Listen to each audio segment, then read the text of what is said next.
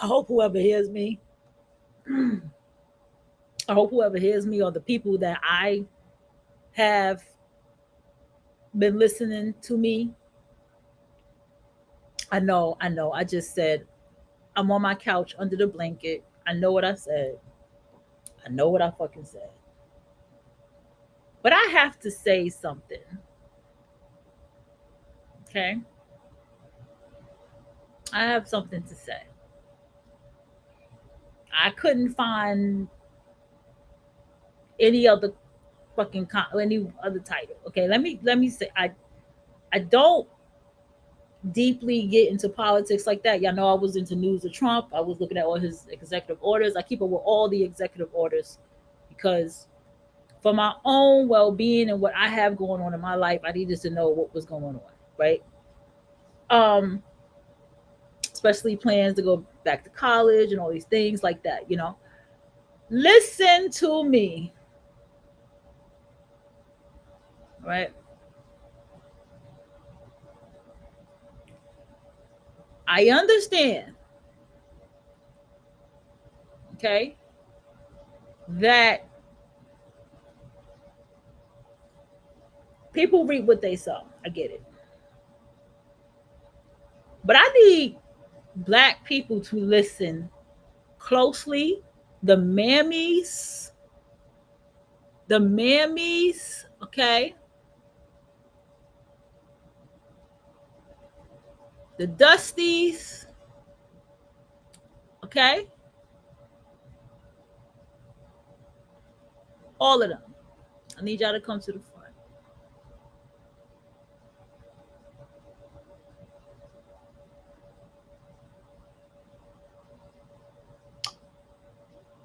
First of all, mammies, okay? First of all, mammies,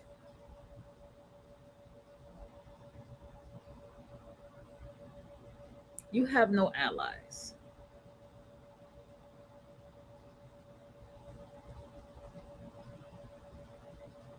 Okay? You have no allies, mammies.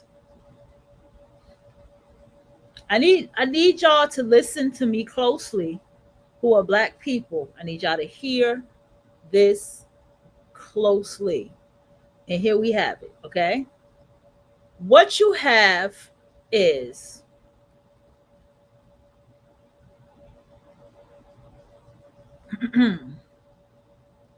mammies.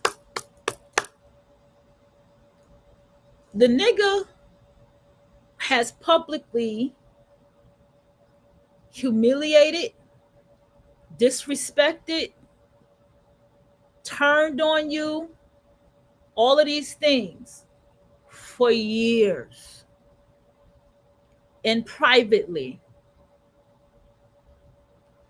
Told you that, oh, the white man helped you get a job and they didn't get a job and all this and that, whatever, fill in the blank, made them get out the house. Black man told you that for years. But most of all, black man told you that you wasn't shit, that you were average at best, that you were six, that you were a lot of things. This is what the black man did. Even when he put on a wig and got titties, right, and got a big old ass, he still said, y'all bitches ain't shit. Y'all got a bunch of kids, a different bunch of baby daddy. Don't nobody want to be you black bitches.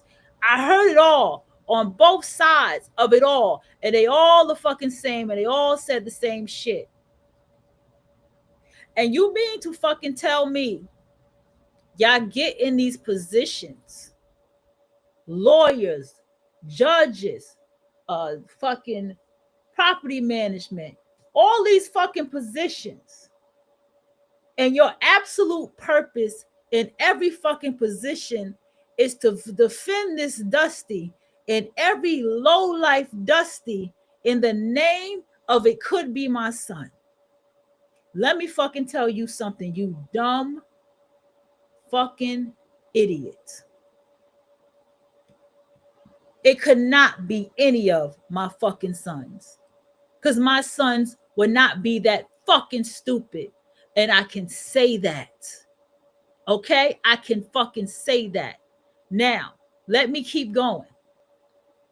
Then you did all of that, and he still disrespect you. You still get in a relationship with him. It don't matter his position, from a trap house nigga to a nigga lawyer, to a nigga doctor, to a nigga anything that he's attached to, and you still defended him.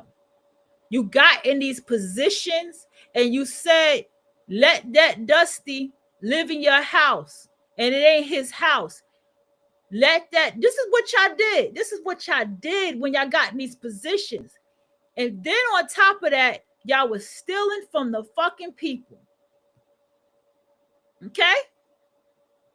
Then on top of stealing from the people, robbing the people, getting caught, y'all fighting. Y'all literally fighting inside of the courthouses and all these places. This is what y'all doing. And this nigga still turning on you. This nigga still talking about he want his kids and all this shit. This nigga still putting you on camera to make sure everybody know that you ain't shit and that you the worst person in the world. And the manosphere still exists. And they have a field day. This just that dragging y'all. We passport bros. There's a group for every nigga that tell you that they do not want you. Okay? And then when shit get real, right? When shit get real, when black women are being put out, right?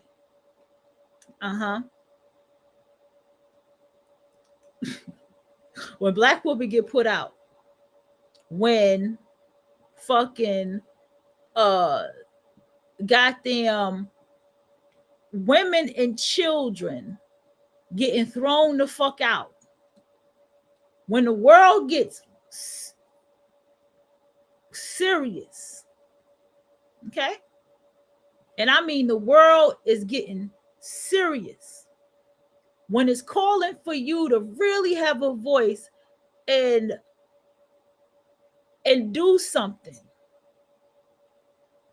what the fuck happened? Y'all make complete fools and idiots out of yourselves and out of what people think is black women. That's what y'all do. That's what y'all do. Then y'all go into full mammy mode. And the niggas still don't like you. Some of y'all mammies are helping evict and throw these women out. Throw other black women out. They're probably mammies too. Who knows? Throwing them out. And with their children, so that these niggers can have some, so they can be cooped up in project housing, and they still don't want you, and they still don't like you. Still don't want you, and still don't like you. Then y'all harass black women like me and other black women who bring this up, who have been bringing this up since we were young, who have been the ones saying, encouraging sister circles, but no, we got to bring men in there because we got to balance it, causing disruption, putting us in danger.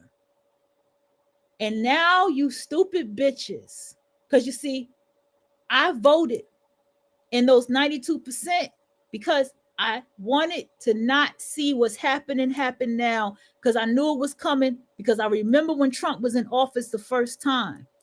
I pay attention. And then this happens. And instead of you bitches, right? Instead of y'all just calming the fuck down, humbling yourself, laying low, speaking more intelligent, hitting the books, making sure what the fuck you say makes fucking sense. Instead of y'all doing that, you know what y'all do? This man gets murdered. I get it. he did some fucked up shit. I get it. But I got something else to argue about in a minute. I get it. He did some fucked up shit. Okay. But listen, y'all motherfucking goddamn Kevin Samuels died from picking up a prostitute. From picking up a prostitute. He died picking up a prostitute. He died. This man got assassinated, killed, unalived. He ain't here no more. His wife and his children no longer have a father. She no longer has a husband. I don't give a damn. It's politics. Okay, I don't give a damn. Let's not play like we're not grown adults here. We don't understand how this works. He had his views. He expressed his views. You agree with them or you don't. He had his views. So what do you do when someone is behaving like that? You take them to the table. You have a discussion. You teach him.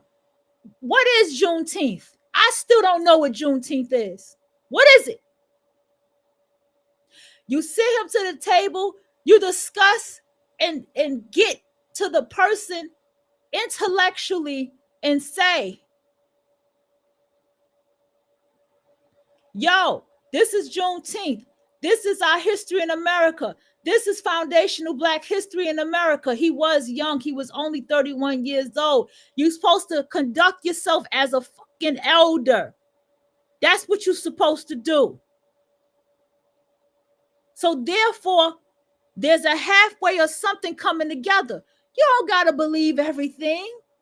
You don't got to believe everything that he believes in and what he says. And you don't have to. But one thing I will say, you sit here and you open your mouth and you say shady shit. You say mean shit. You can't even respectfully just let it go.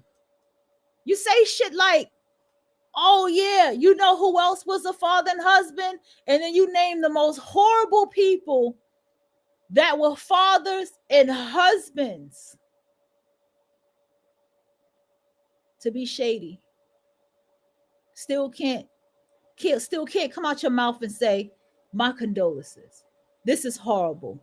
It's going too far. Let's all come together. They're harassing the HBCU. Okay, we got this. Okay, you're in a position where you can do that for all of us. But you still want to act like a bitch in the project hallway that got the car, that got probably the van, the bitch in the projects that's out there fighting with her daughter or fighting her son's girlfriend. This is what y'all want to fucking act like. This is what the fuck y'all want to do. And YouTube, don't take me away. Don't abandon me for this shit, because this needs to be fucking said. And then you bitches, you whores, in the words of Divestus Elliott, you whores, right? Whatever horrible name I could think to fucking call y'all, bitch ain't enough. At least a bitch got some fucking decorum about her motherfucking self. Y'all not even bitches. Y'all sit around here. He deserved it. It's his karma. It's his comeuppance. And that's why you getting your karma and fucking comeuppance. What you think you getting? People are going in on you raggedy, low life, scum. And I take this personal because I had to deal and live amongst you fucking cockroaches, you fucking water bugs, you fucking imbeciles, you fucking remedial class fucking piece of shit that functioned amongst a crowd of people. The fake friend that everybody's talking about online is you, the fucking mammy. Y'all are bringing rage out of people. And now it's getting to a point, it's going to have to be a fucking petition where we're going to have to tell people that's a fucking mammy. That's a nigger bitch. Put the hard R when you say the nigger bitch, the nigger male. Need everybody to fucking know this shit. And we are Black women. We are foundational Black women. We are Black women. We are foundational Black women. Even if we come from a background of foreign nations or the diaspora, we are still foundational Black women. And we need to be separated from y'all. This shit is not okay. I'm going to still play this video, but I needed to still say what I wanted to say.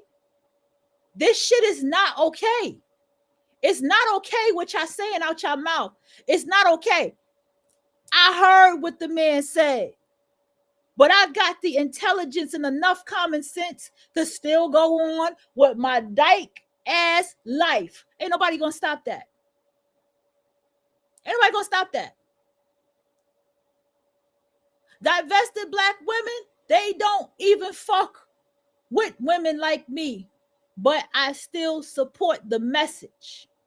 See, that's intelligence. That's maturity.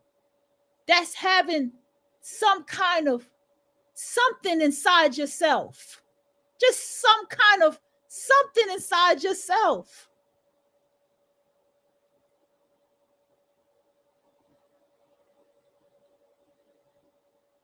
People, do you not understand? I need you to hear me closely. And I'm never wrong about anything I feel in my fucking core, in my spirit, and in my heart. Because I am a Black woman with Black children. And we have Caribbean, Hispanic background. My family, we do. Black woman. And I still stand. And I still do not stand for this. I still stand on my own with the divested Black women, with the foundational Black women who are not mammies and nigger bitches like y'all. And I stand against this shit with y'all, man. This is that bullshit.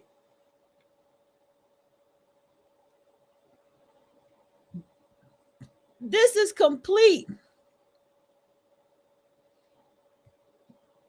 Okay? This is complete, utter fuckery.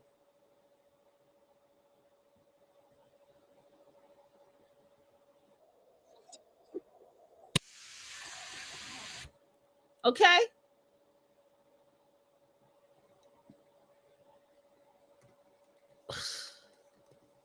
Man. Let me show y'all what y'all look like. I'm glad I saw this. Let me see if I can get this video.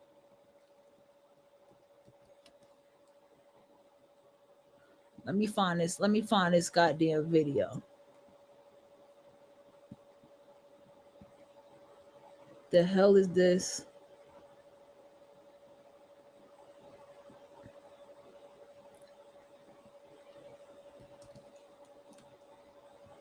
This what the fuck the Black this is what the fuck y'all look like to everybody. And I'm not trying to be funny. I'm being very serious. Okay, that I need you to understand that this what the fuck you look like. This what y'all look like. Foolish. Foolish. I ain't Nicki Minaj, but I make his bed rock and he be drilling. Foolish. Foolish. She knows. Foolish. Feeling on my body. You see this? You see this? He rub up on my titties, call me Mrs. Taffy, baby. He show up and get the business. I ain't Nicki Minaj, but I make his bed rock and he be drilling on my. I'm trying to find his name. Oh, it's feeling on my body while he rub up on my titties, call me Mrs. Taffy, baby. He show up and get the business. I ain't Nicki Minaj, but I make his bed rock. He's in his name. Let me tell y'all something.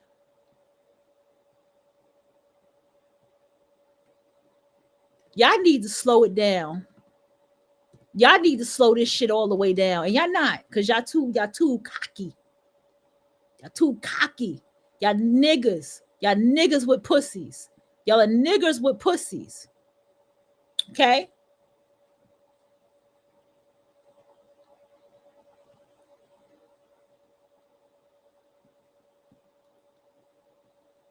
Y'all niggas with pussies.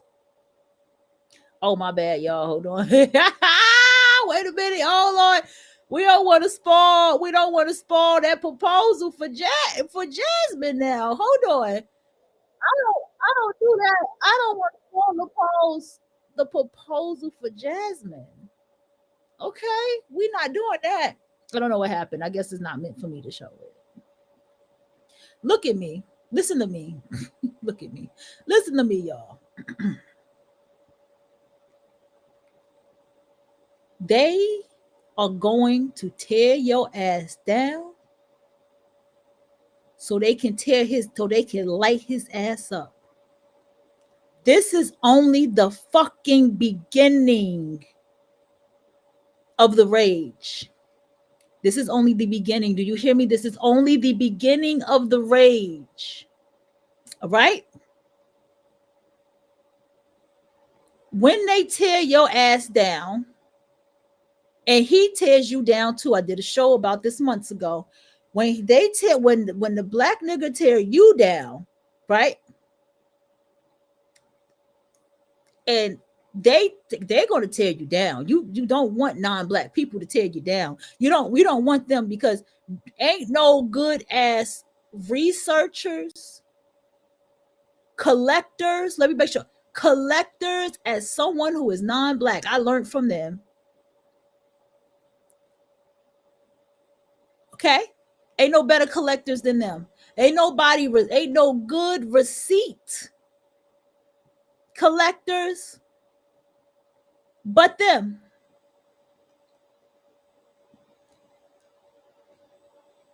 And I'm fucking here to tell you that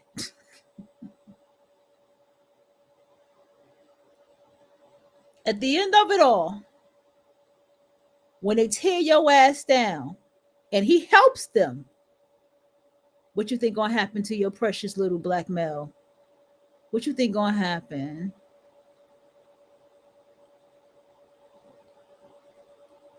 What you think? What you think?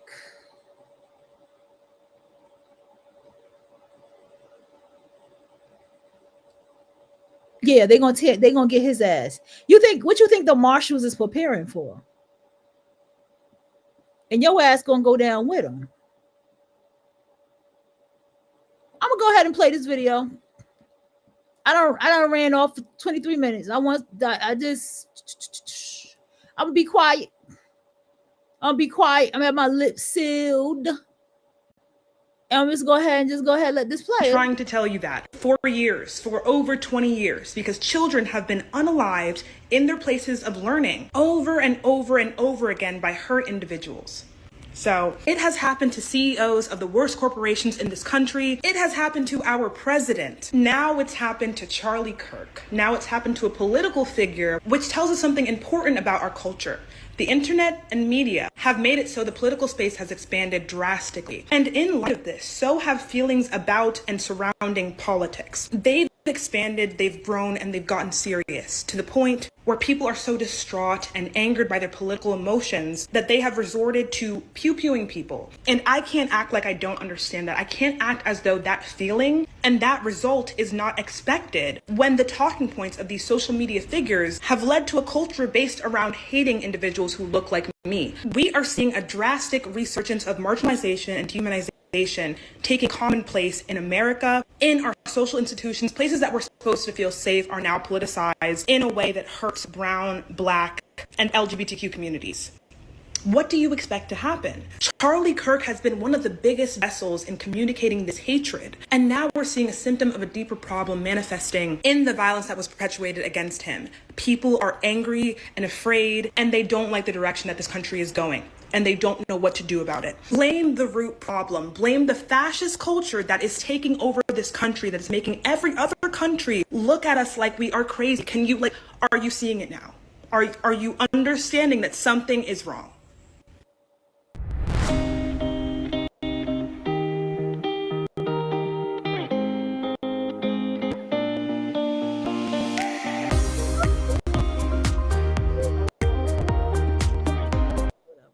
I can't stand the word empathy, actually. I think empathy is a made-up new age term that does a lot of damage. There's a lot of people being policed based off of how they show empathy or the lack thereof. Something is wrong. I can't stand the word empathy, actually. I think empathy is a made-up new age term that does a lot of damage. There's a lot of people being policed based off of how they show empathy or the lack thereof when it comes to Charlie Kirk. And I believe there's a lot of videos and things this man has said that's echoing in folks' head. Probably debating with the devil right now. Him, Ronald Reagan, George Bush. Yeah, they having a debate of hell. Oh shit, now they saying they don't know who shot Charlie Kirk, and the person they had allegedly, he didn't do it. So now we're waiting on the details to see who did it to Charlie Kirk and why did they do it. But it's going to be interesting to see how the Trump administration spins this, as well as how it becomes de-racialized if it's you know who. And if it ain't, it's going to be really interesting to see all of the racial pathology and politics at play. We are watching now and seeing what's happening. Still crazy political violence going on in this country, and I blame Trump. I blame them for all the climate they didn't cause to make it where individuals want to pull out their little things and shoot them. Especially when we start talking about, hey man, preventative gun laws could have maybe prevented this man's life. But y'all say we don't need that because criminals don't break the law. Criminals don't care about the law. But y'all feel away with anything else. Man, we waiting on these updates with Trump. I'm waiting on those updates with Charlie Kirk. Shit, crazy. I don't have a lot of empathy for the man who said, and I quote, "I think it's worth it. I think it's worth the cost of, unfortunately, some gun deaths every single year so that we can have the Second Amendment to protect our other God-given rights." I don't have a lot of empathy for that man. Clearly, he was okay with this. And even still, I'm not going to have a ton of empathy for the man who spent his entire life, including his last moments on earth, being openly misogynistic, transphobic, racist, anti-immigrant, xenophobic. The list goes on and on and on. No, he doesn't have my sympathies or empathies. Now, of course, I don't wish this on anybody, not even him. Of course, I feel horrific for his family who is likely devastated by this loss, obviously, because I'm a human being who has some care and empathy in me. I don't want this to happen to anybody, especially the victims of the over 300 mass shootings we've had in the United States this year, not including the school shooting that happened today, not this event, a different one that wounded 3 people. This is going to stay in the news. Okay, they keep talking about the school shooting. Let me look this up. News cycle way longer than any of those other acts of violence out there. We're going to talk about him and the grief and how this is enough and how bad we feel for him and his family way longer than we've ever talked about any of the other victims. We're going to spend our time and energy focusing on somebody who would not shed a tear for anybody else. Not only would he not shed a tear, he said, well, that's the price to pay. If that's the price to pay, I hate to say it, he paid it. You want me to cry? He was okay with this. This is a very sad day for his family. I hope they find healing. Sorry, what happened? The price to pay. If that's the price to pay, I hate to say it, he paid it. You want me to cry? He was okay with this. This is a very sad day for his family. I hope they find healing like everybody else who has ever been impacted by gun violence. But we're not going to forget the kind of man that this man was just because he's another victim in a long line of victims. Clearly, by his own admission, He's okay with victims being victims if it means we get to have a Second Amendment. And that's that. Hey y'all, so they killed Charlie Kirk. Okay? So I usually talk about things from a spiritual point of view. And so there's two types of exposure. There's the true exposure coming from the spirit, and then there's fake exposure.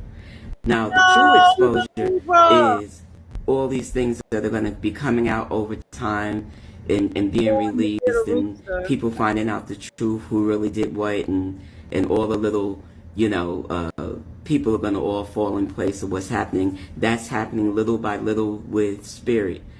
Fake exposure is what these people have been doing and deceiving their people. Now, let's talk about who had motive to do this to him. Okay? For one thing, Charlie Kirk was at least 6-7 years promising, along with a lot of other people, that they wanted to expose those people that were on that Epstein file. And then all of a sudden, he turned cold on them. And he decided that he don't want to talk about it anymore. I'm not going to talk about it. This is the last day. After just saying, I want to see the files. Well, it doesn't work like that when you've been one of the big mouths in a gang, because that's what you're heading. You're one of the leaders of a gang, okay? And you cannot ask any gang leader. You cannot, be in the gang and then just decide, oh, I don't want to have anything to do with it anymore. Well, I'm not going to talk about it. It don't fucking go like that, baby. It don't go like that. That's not working. And as you can see, it hasn't worked. But he's not going to be the last one. I told you last week, they are going to off each other. They are going to off each other. They only like Donald Trump. Okay? They only like him. And it's going to get worse. They only like Donald Trump. Everybody else that has turned coat is going to see their day when it comes to those people that they've been dealing with. Because they don't know who they've been dealing with. They have released the Krakens. Okay? So now you deal with the people that you've hyped up all these years. You deal with them because they're out there. I'm telling my people, stay in. Hold on, wait. I'm over here listening to goddamn Lena giving me some real goddamn advice and insight on some shit that I was just talking about earlier on the show, right? I'm like watching this shit, you know what I'm saying? And I'm fucking dead. What the fuck is this lady saying now? Hold on. There's two types of exposure. There's the true exposure coming from the spirit, and then there's fake exposure. Now, the true exposure is all these things that are going to be coming out over time and being released, and people finding out the truth, who really did what, and all the little, people are going to all fall in place of what's happening. That's happening little by little with spirit. Fake exposure is what these people have been doing and deceiving their people. Now, let's talk about who had motive to do this to him. Okay?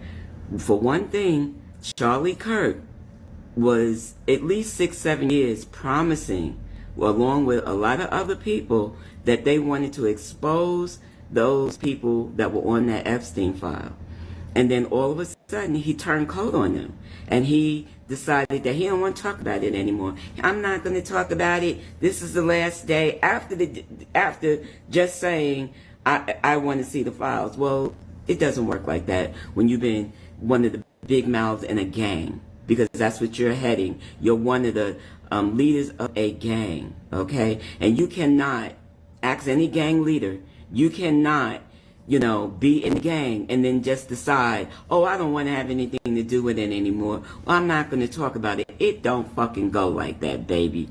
It don't go like that. That's not working. And as you can see, it hasn't worked. But he's not going to be the last one.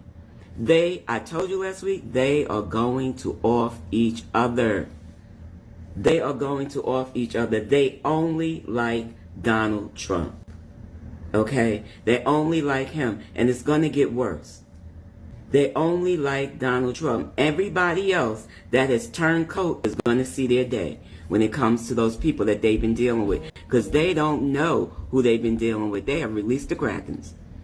Okay? So now you deal with the people that you've hyped up all these years. You deal with them because they're out there. I'm telling my people, stay in the house, stay safe, and stay out of this mess that they have going on. It doesn't have anything to do with us. Eat your popcorn, drink your water, and watch this shit show, honey, because it's going down. And I'm reminding you that Spirit told me at the beginning of the month that he don't need no bombs to end this shit show.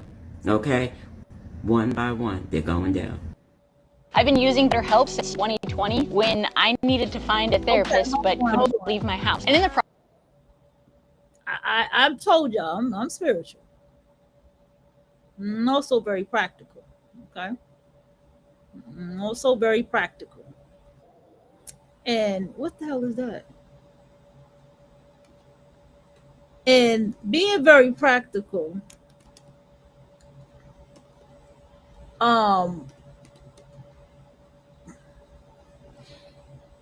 what I have got from that is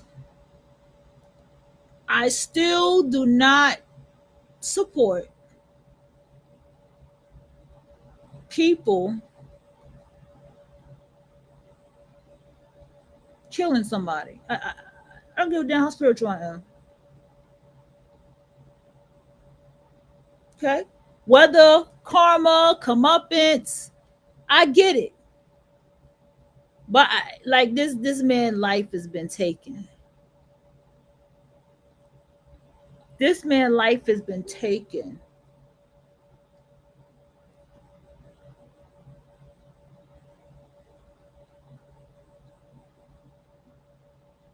Let me hold on.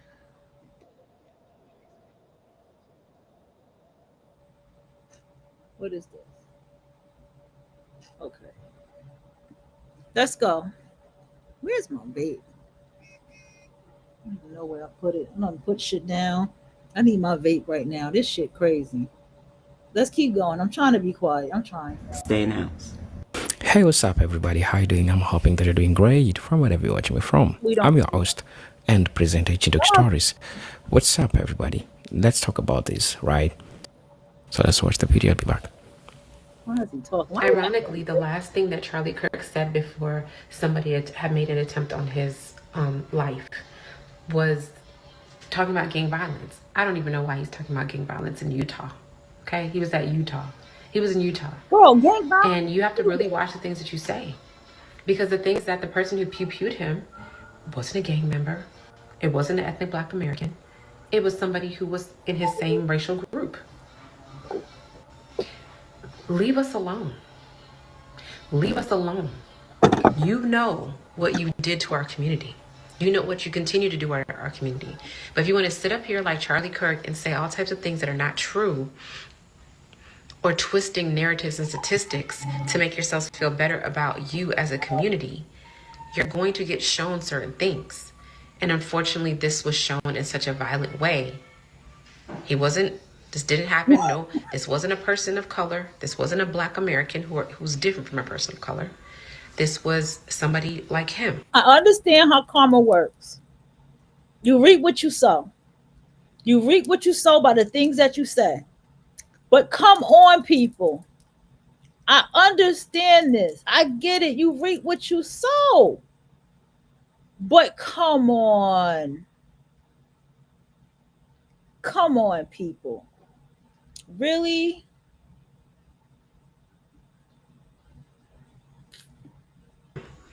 That's who did the violence. Look in the mirror and work on your own violence and leave us alone. I can't stand the word empathy. Actually, I think empathy is a made-up New Age term that does a lot of damage. But I'm supposed to have empathy for a motherfucker that doesn't believe in it. I'm supposed to have empathy for a person that demonized my people, a person who watched a black man get his neck kneeled down for 9 minutes, he had a daughter. But do you know what that man said about that man after he was deceased? And I'm supposed to have some empathy? You're telling me that my morals are compromised because I don't have empathy for a man who doesn't view me as an equal human being to him? A man that does not have sympathy for children being mowed down in schools? A man that does not have any sympathy for the women that are losing their reproductive health care and are set to lose more of their reproductive health care? This man literally said that he would force his daughter to have her rapist child, and I'm supposed to have some empathy that this man got taken out while spewing some more hateful rhetoric? Seriously? You can be against gun violence, right? You can acknowledge that no human being deserves to have their life taken away. Nobody does. But at the same time, stop telling people who are affected by the rhetoric that these people spew and individuals, because now that a lot of people who are saying that you should have some empathy, now there's finally somebody. Okay, but Charlie Kirk was not the only one that was saying something about the women's reproductive system and abortion. Like, I'm just saying, he's like, no matter what y'all say, it don't matter, because he's not the only one that was saying this shit. And black community, y'all need to shut the fuck up with that. Y'all don't really want to hear, y'all don't want to face the truth about what the fuck your black community really is. Stop it. Stop it. Y'all being mean, y'all being spiteful, y'all being shady, y'all twisting universal laws and truth, okay, to do this, to be so wicked. Y'all are being wicked right now. Word. Y'all really are. I can't subscribe to this shit. I can't subscribe.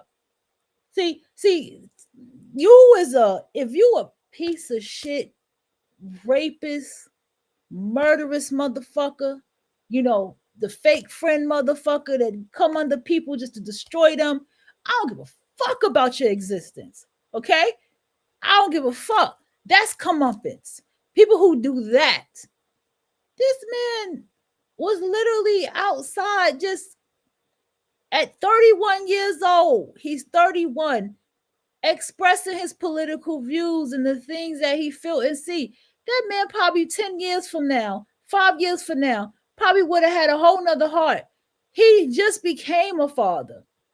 It may have taken him to be a father to those girls, to his son, to maybe even just, you got to give people a chance.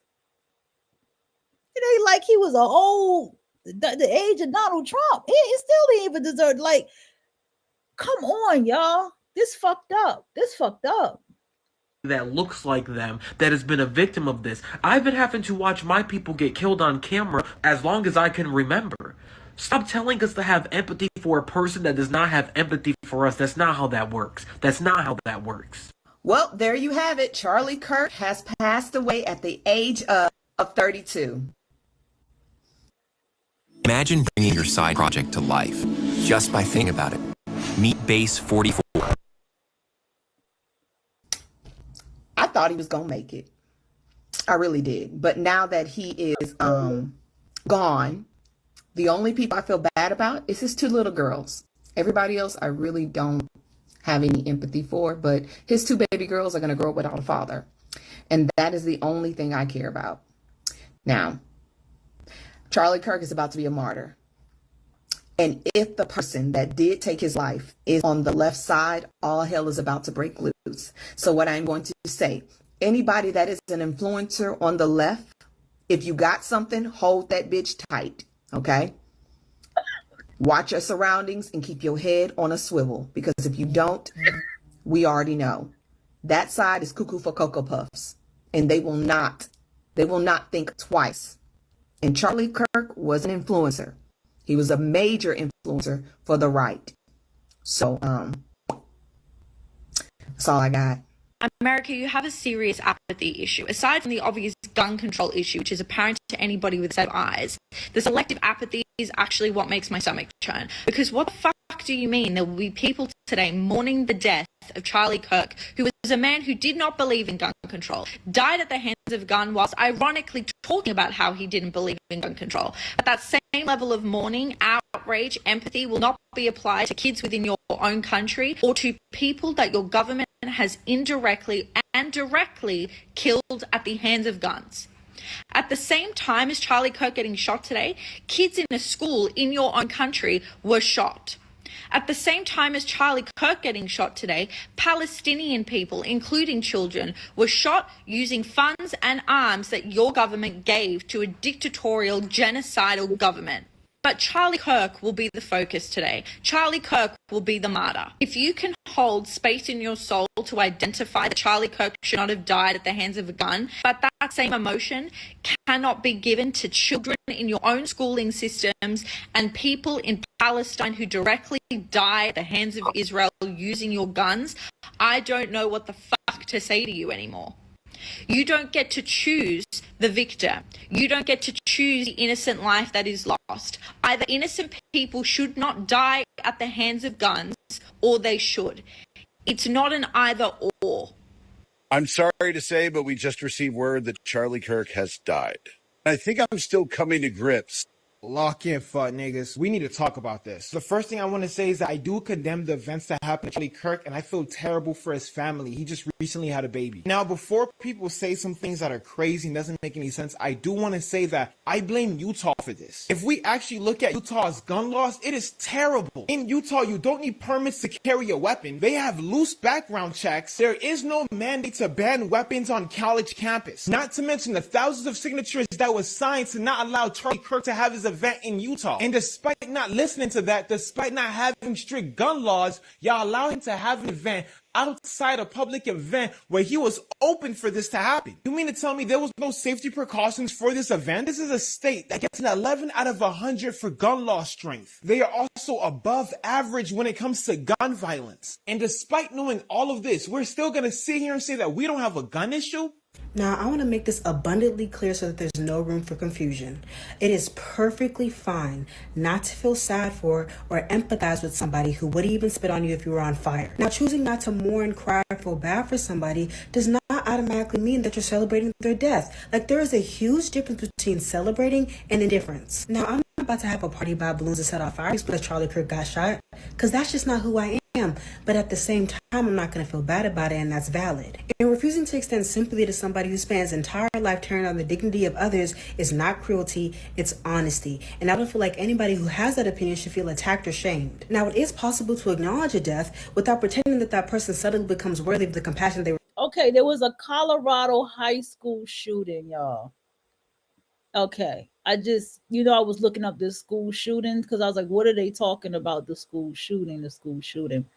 There was a Colorado, at least 2 critically injured in a Colorado high school shooting.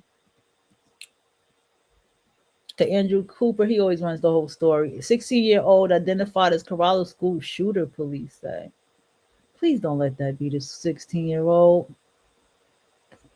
That motherfucker look like he playing a rock band. That must be somebody just outside. Oh, he's just a little white boy. What the fuck going on out here, bruh?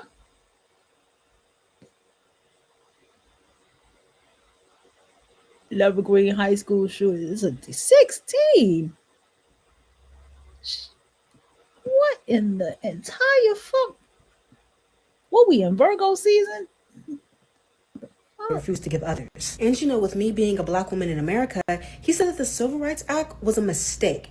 And he was also one of the loudest voices that spoke out against reproductive rights. So why would I pretend to mourn somebody who actively sought out to take away my dignity, my humanity, and my rights? So no, I'm not celebrating his death, and I don't think anybody else should. But at the same time, I don't think anybody else should feel forced to feel sad about it either. Well, Charlie Kirk was just shot in the neck, and a lot of y'all are saying you don't condone violence. This is the same person that is spewing and upholding violent rhetoric against us. Maybe you're not seeing what's going on in Nepal right now, or what just happened in Jakarta, because no one has ever gotten their liberation through peaceful means. Violence has always been the way to liberation, and you don't condone violence against a racist white supremacist that's condoning violence against us?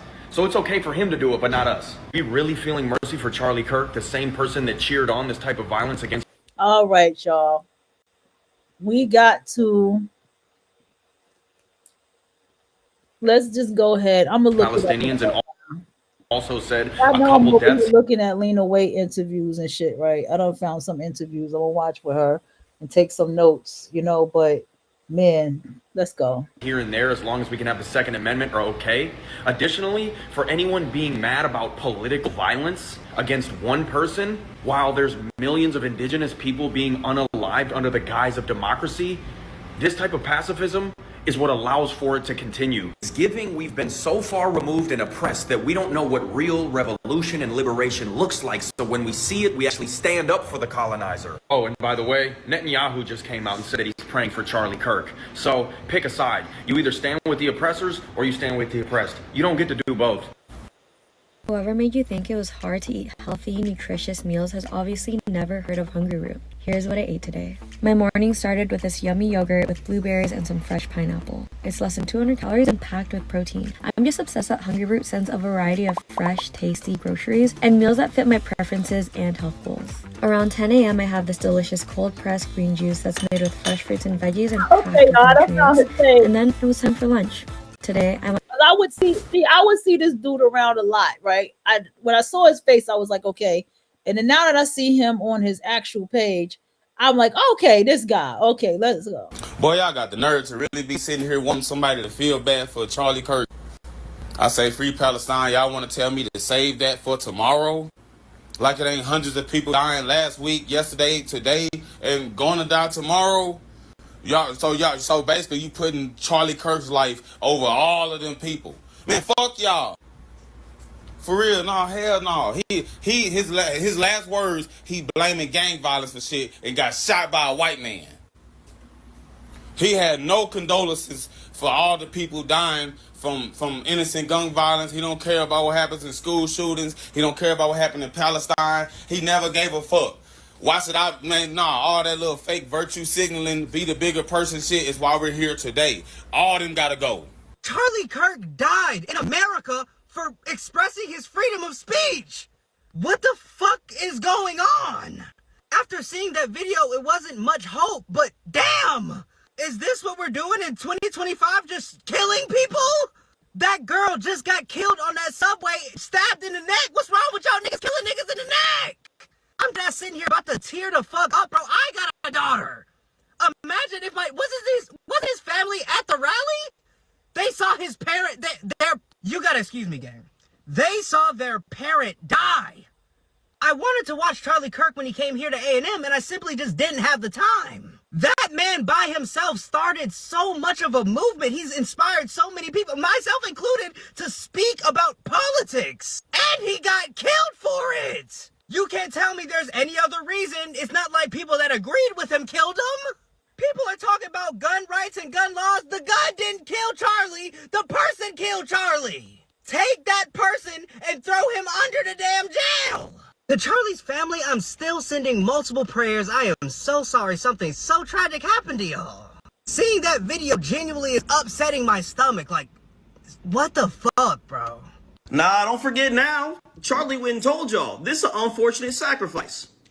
Charlie Kirk went and told you that it was an unfortunate sacrifice that would need to be made to protect the Second Amendment. Things like this would have to happen.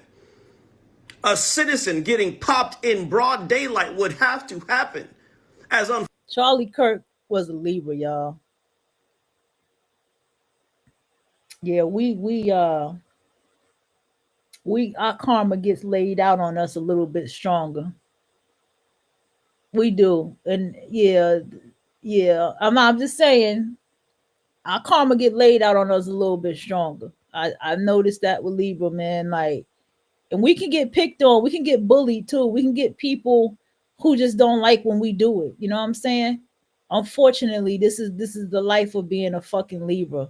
You know, I don't agree with nothing I don't agree with a lot. I don't agree with nothing he said. I don't agree with nothing he said. But at the same time, bro, like, he ain't have to lose his life. Unfortunate it is. It was an unfortunate sacrifice that must be made to uphold the Second Amendment. Charlie Kirk fought for that. He worked hard for this. He worked real hard. He advocated for a fascistic regime, preached nonsensical race junk science that has been debunked for over 100 years. He hated the LGBTQIA community. An active TERF who didn't want women to have body autonomy and reproductive rights. He was a known Islamophobe, a white Christian nationalist, a man who he himself went on record on his little TV show and said he hated empathy. He thought it caused a lot of problems. Mr. Kirk worked real hard for this, and he knocked on hate's door all of his professional life. And the funny thing is, if you knock on hate's door long enough, hate will finally answer. And it answered him. How do you feel about Charlie Kirk's death? Look, Charlie Kirk was not the best guy.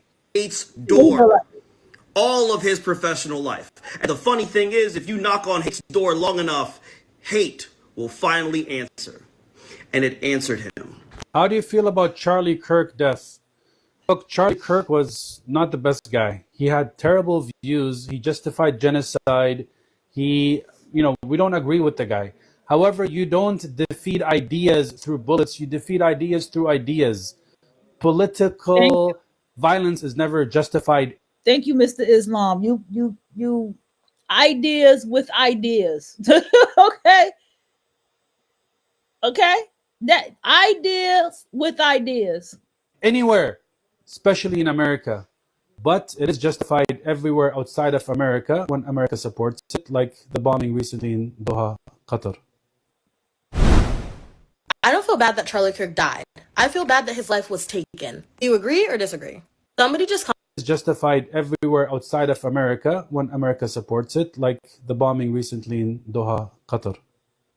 I don't feel bad that Charlie Kirk died. I feel bad that his life was taken. Do you agree or disagree? Somebody just commented that on my last video, and it really reminded me of a comment I saw in a post on Twitter. This is the same post where I learned that Charlie Kirk died from his gun wound and that the injuries were fatal. This commenter said, Charlie Kirk died for exactly what he believed in. I had to sit back and think about that because it is true. Charlie Kirk advocated for the gun laws that ultimately led to his demise. And I think this leads into a larger conversation. Okay, we done got 24 minutes. After her, I'm going to jump into an interview he did, just to get a taste of how he talks and what he about on his channel. About being very cognizant and empathetic when you are forming your political and social opinions. Because seeing that Newsweek article with the headline, Charlie Kirk says gun deaths are unfortunately worth it to keep the Second Amendment, but then seeing him die by a gun death in an open carry state is him being forcibly placed into somebody else's shoes, and they eventually became his own. In any scenario where he's talking about gun deaths, gun violence, the Second Amendment, it is a very clear lack of empathy. And pause. Didn't he say that empathy was a weakness? I'm pretty sure he said empathy was a weakness. So I feel like if black people was smart, if y'all was smart, y'all would have said nothing. Black people would have should have just carried on with your day, carried on with your fucking twerking and taking pictures of, people, men in the bed, you know what I'm saying? After you fuck them and he sleep, just the dumb shit y'all do all day. Nigga shit y'all do, nigga shit, y'all nigga jokes. Y'all should have kept doing that. Y'all should have kept doing that the whole day. It didn't have nothing to say. But why? Why are y'all talking? Why y'all got so much to say? Because of fucking political fucking mammy nigga bitches. The mammy nigga bitches is the fault of why y'all are opening your fucking mouth. We can see the same parallel in situations where we're talking about immigration, where we're talking about racism, where we're talking about police brutality, where we can very confidently speak on issues with the person being affected by that issue as an other until we are forcibly put into their shoes and then we don't like it. And hopefully nobody I understand what this world is. I understand. I knew abortion was about to become illegal because bitches, these stupid, dumb, mammy, pick me bitches, people ruin shit. See, I knew that already. What y'all don't, why y'all mouths always open, man? Y'all mouths is just so big. Like every time y'all talking, I pause y'all. It's like I keep y'all mouths just stay open. That's crazy. People, I done lost my motherfucking thought. Has to be put into the other person's shoes, because none of those situations are good, positive, or desirable. But this is just a reminder to mind what you say, to mind what you think, and to shape your perspective around somebody else's experience. Black people, y'all better be careful. Y'all want to talk about karma? Y'all want to talk about comeuppance? Y'all, not black people, mammies better be careful. Y'all talking about karma and comeuppance. What do you think is going to happen with you, with the black male who's been betraying you the whole time? What do you think's going to happen? Do you not see your own karma and comeuppance? Do you not hear the numbers of black women right now losing jobs in houses and their children are out in these streets? I can testify to one. I can testify to one. I can testify to black women. There's other black women trying to evict other black women without reason, without reason. I can testify to that. Okay? Y'all better be careful with your words. Other than just your own. Because ultimately, it will make a difference for not just you, but the people around you, your community, and the world at large. Again, thoughts and prayers to Charlie Kirk's family. This is a very unfortunate situation, very tragic, shouldn't have happened. I condemn the violence, but this is something important to talk about. I just made an entire video about this, and TikTok is very clearly blocking it, but I don't care because I want you to answer this question. It's important. Your field team calling you 24/7? Give them something better than your phone number. Connect's team management app.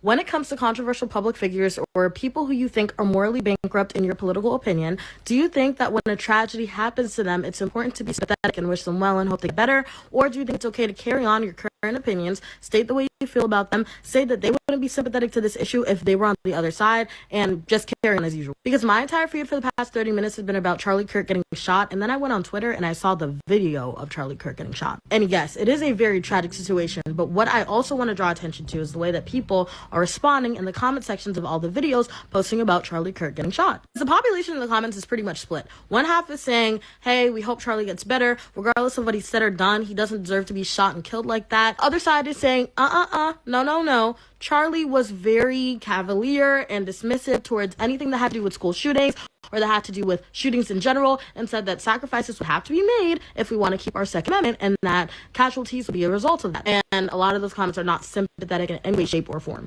And this is the same mentality we see with people who are waiting for our 47th president to pass away and are saying things like, I'm waiting for the day I get that news headline and that notification. So my question to you is, do you think it's okay to state how you would feel regardless, and that the tragedy doesn't really change what that person has said or done in the past, especially in an arguably ironic situation like this where Charlie Kirk is an advocate for guns and he may lose his life to a gun? Or do you think that it's more important to be sympathetic and just view them on a human level, regardless of what their actions were outside of that? And I also want to say that I am not wishing Charlie harm or any type of pain. I hope that he recovers. I saw the video.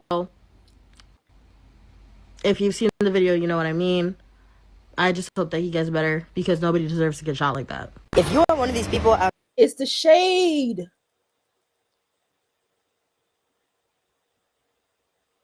Even his face looks like, that's a little fucked up. It's shady. It's so shady. Black women, man, do y'all not realize, bro? I think, I'm at the point. I'm getting to the fucking point, y'all. After this, I don't give a fuck about a nigga bitch. I don't give a fuck. I think if I see a nigga bitch cry, I won't give a fuck. I don't give a fuck about a nigga bitch. I am raging right now. Now I'm going to go listen. We're going to go listen to Charlie Kirk.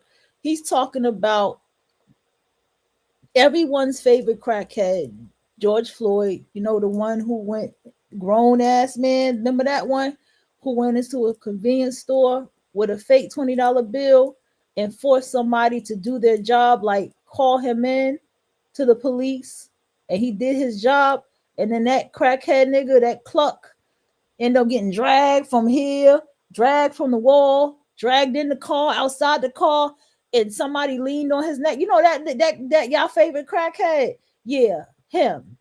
We start to make them live up to the George Floyd standard. Oh, what is Charlie Kirk racializing this? And by the way, Van Jones also has a major lie embedded into this whole thing. Listen carefully. Race hustler, Marxist, Van Jones. By the way, Van, you're welcome on my program. I'll treat you well. I will give you an uninterrupted opening statement. Van Jones, if you want to go talk about black crime and urban decay, man, you're always welcome on this program. Because even though, quote unquote, you're an expert in race hustling, I've been around the block a couple times. I know your tricks, and they don't work here. Your magical spells don't work here. Your little hocus pocus, you are racist. Boop, doesn't work here. We got holy water here. Play cut 351. Charlie Kirk to say, we know he did it because she's white, when there's no evidence of that, it's just pure race mongering, hate mongering. It's wrong. Then he says that if something like that had happened the other way, there would be sweeping changes imposed on society. Where is the George Floyd Policing Act? It didn't pass. Even when you had a white police officer murder a black man on live television, the whole world saw, there were no sweeping changes. In fact, not one law was passed at the federal level. So we don't know how to deal with people who were hurting in the way this man was hurt. I thought the guy that killed George Floyd was Asian. Hurt people. What happened was horrible. Someone like Charlie Kirk, he should be ashamed of himself. No one mentioned the word race, white, black, or anything except him. Okay, so there's a lot. There's a lot there. First of all,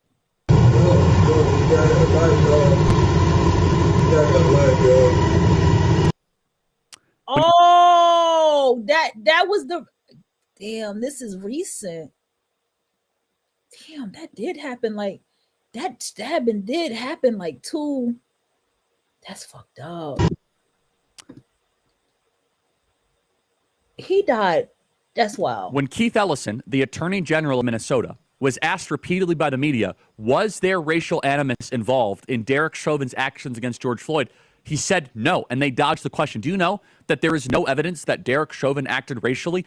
If you think Derek Chauvin acted racially, then you're a racist and parting racial type. I saw the video of George Floyd, and I could tell you right now, I don't give a fuck about George Floyd. I don't give a fuck about that motherfucker. I hate that he has a statue in New Jersey. I hate it. I hate it. I hate it. I hate it. I need y'all all to know that one thing about me. I talk pure cash shit. Matter of fact, I don't even talk. I don't give a fuck about George Floyd, okay? That was not racially motivated. That was a cop doing his job, and that was that nigga doing crackhead antics. Fantasies and mythologies into a situation of which it doesn't exist. Here is the tweet that I sent out. Quote, if a random white person simply walked up to and stabbed a nice law-abiding black person for no reason, it would be an apocalyptically huge national story used to impose national sweeping political changes on the whole country. Of course this is true. Everybody know this is true. Black people, y'all are the most racist. I was taught this as a young girl. The stepfather told me that, and he couldn't have been more right. Nobody white ever, we have to admit this, nobody white ever went on national TV, even as a comedian. If they made a joke about someone black, it was actually something funny, and it wasn't racist, and it wasn't nasty. It had a point. It was funny. It was funny from the perspective of someone who wasn't black. But when black people got on that microphone, the black male got on that microphone, that was all racist. Oh, white people and white people this, and you white people and you white people that. Our media thirsts for stories like this. I want you to imagine if a white guy sitting on a bus and a black woman just on her phone, all of a sudden the white guy took out a knife and just stabbed her in the neck repeatedly. How do you think our media would react? We would have protests. Wendy's would have, boy, I'll tell you right now, there would be 100 burned Wendy's around the world. I mean, in every city. I mean, it would be so on top they'd start burning the Denny's.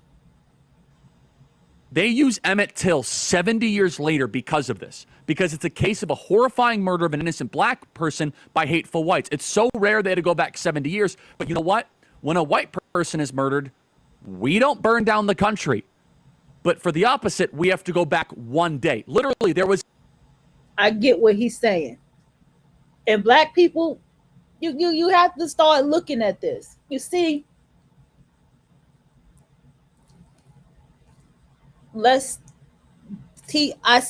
you gotta listen. This young woman was brutally murdered. There should be an outrage, even from black people. It should still be an outrage because it's like Black Lives Matter, but still stand up and say, hey, that was not right. That person was brutally murdered. That person's life was taken by the cops, whatever. What happens with Black Lives Matter now, it looks like this. It looks like Black Lives Matter also will stand by anything of anybody's life if their life is being taken unjustifiably, even if it's by someone who is black. See, you have to be smart. You have to be smart. That's why I say that person who created Black Lives Matter, she a mad scientist. She hate niggas. She hate black people. She knew what she was doing. That was the most clever shit, diabolical shit I could ever see somebody do to just expose black people. Black Lives Matter exposed niggas. Y'all don't even realize that. And she a Libra too. That's what's wild. She a Libra too. And so the thing is, he is making a fucking point. Another, several happened this last week. Another white girl was just murdered by a black person in Alabama. A woman butchered walking her dog. There was also one that happened in South Carolina and one that happened in Virginia. That is 4 white women in the American South that just recently. And this is why you get fucked up, mammies. Because you don't stand up, even when these niggas are out of line, you don't stand up and say, nah, we don't stand with black people like this.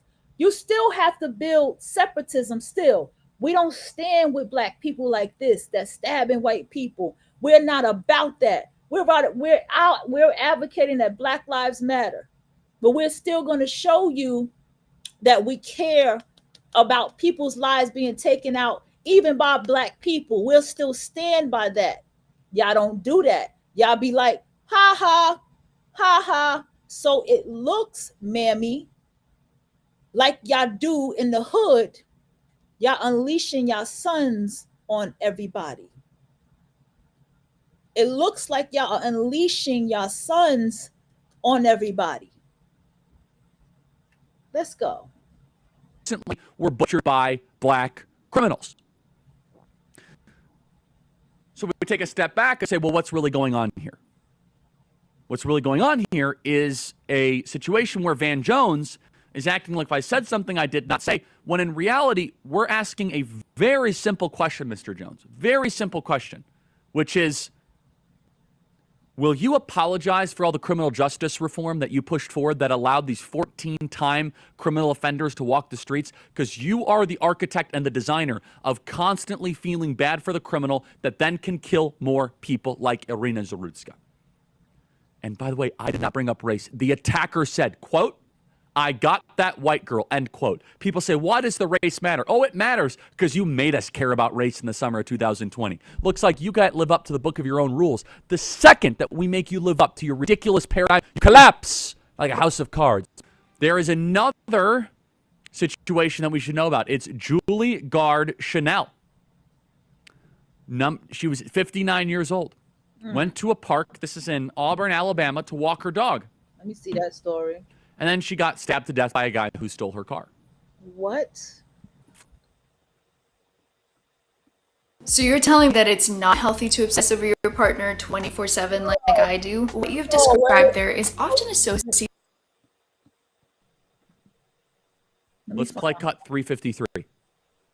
Auburn police have made an arrest in the death of former Auburn professor Dr. Julie Shinelli.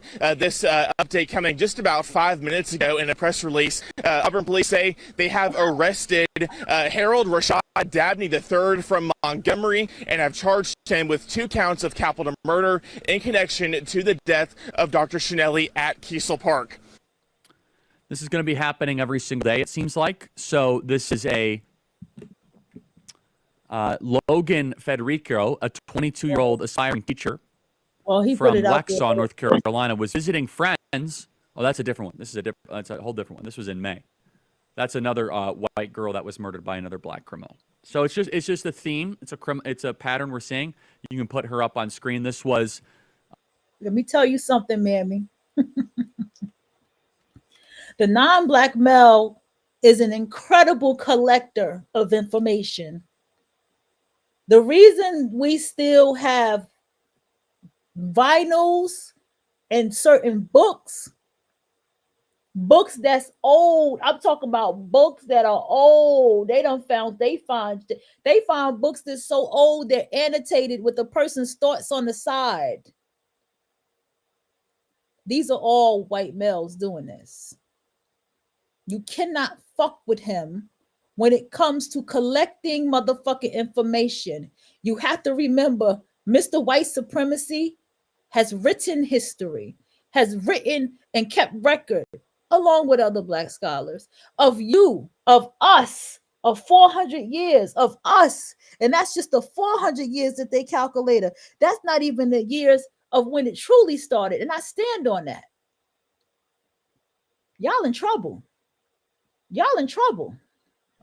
Logan Federico, this one was in May, of a random black criminal that was prowling around and killed another white woman. You guys are starting to see a theme here. You see, the left, they don't like it when I say things like this, but I'm sorry. You guys made the entire country burn and come to a knee, changed the entire fiber and action of the entire civilization all around a lie. We are now going to make you live up to your own rules.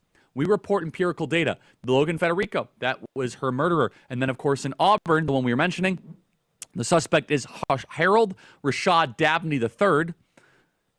We did do an initial search yesterday. It seems like he had a prior of string arrests. We're waiting to confirm that. We were told for years that race-based hate attacks are the worst thing in America.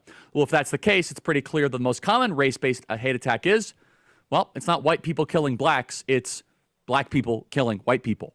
And so since it being the worst thing ever, why is it the media doesn't cover it? Well, Will Cain covered this extensively on his program. Will Cain deserves a lot of credit for this. And here are just some of the numbers. Some of the numbers are breathtaking when you go through them. And it's not white people killing blacks.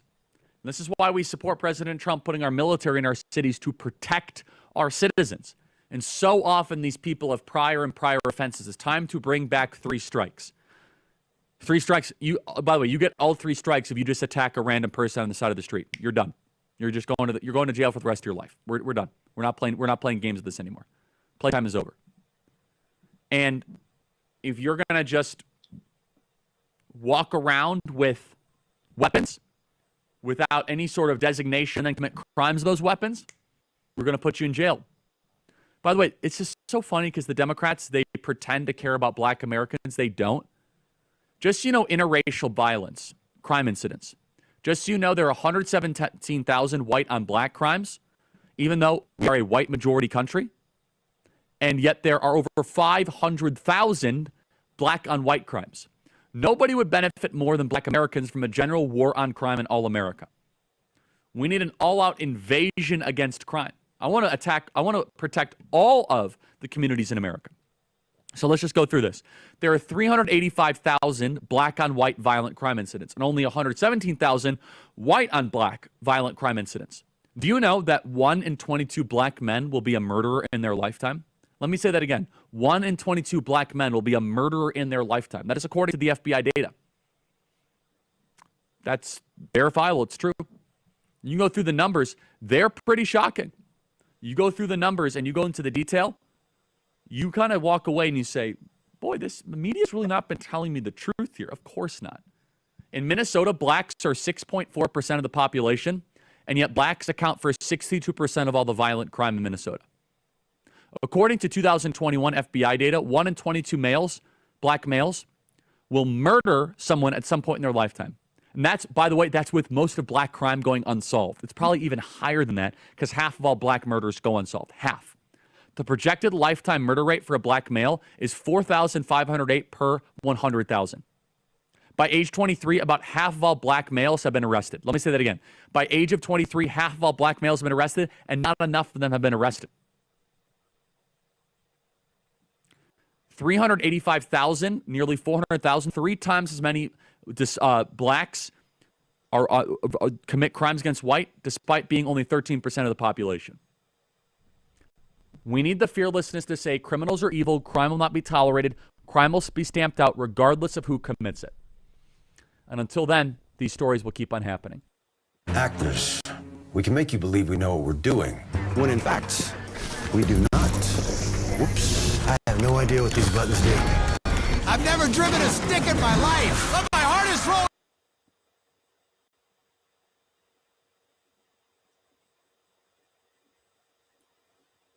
Let's see. Good afternoon, everybody.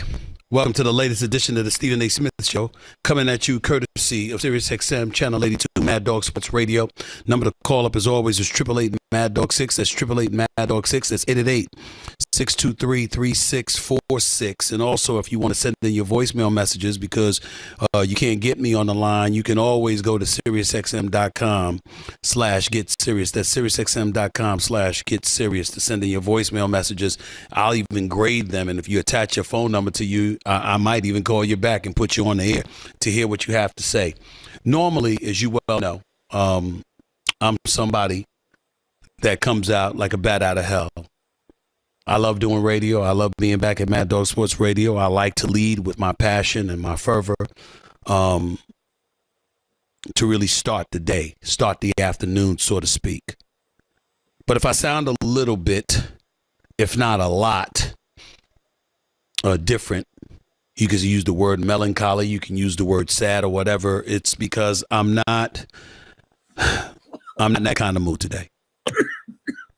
I'm going to be real. I'm going to be authentic. I'm going to be my true Stephen A. self. Whoever the hell I am is who I am. That's the way it goes.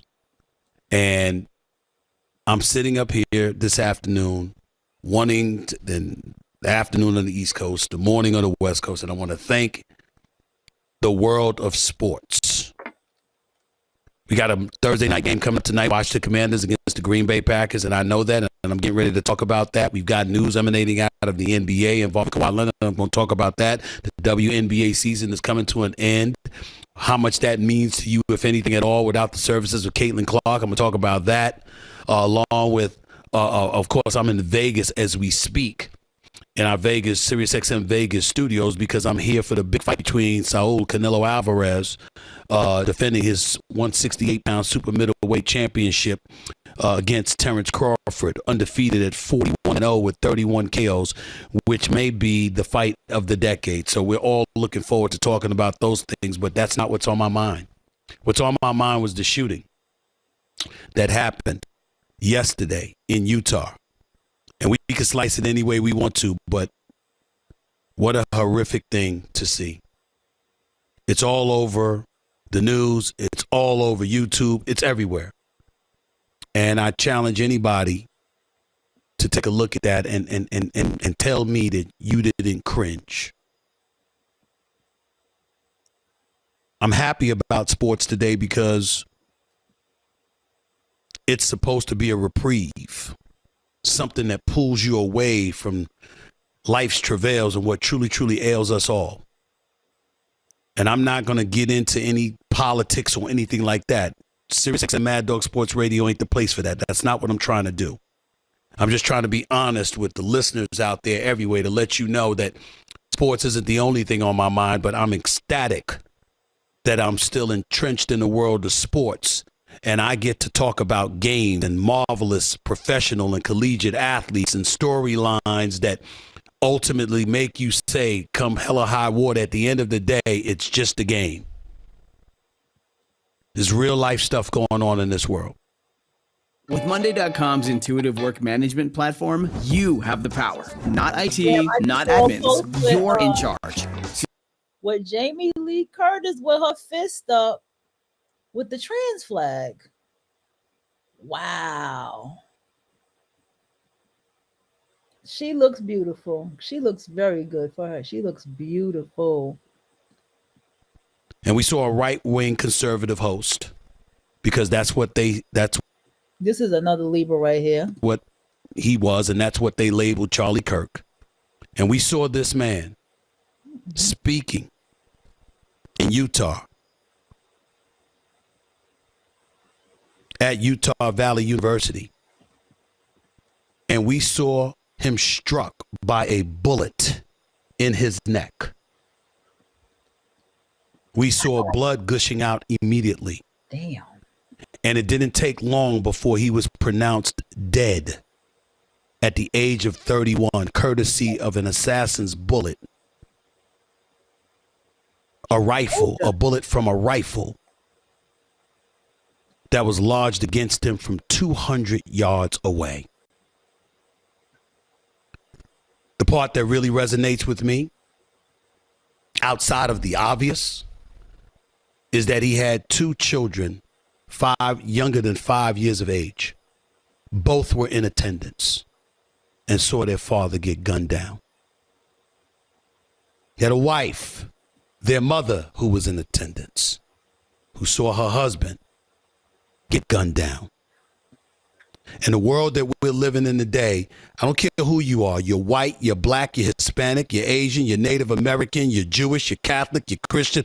I don't care. At some point in time,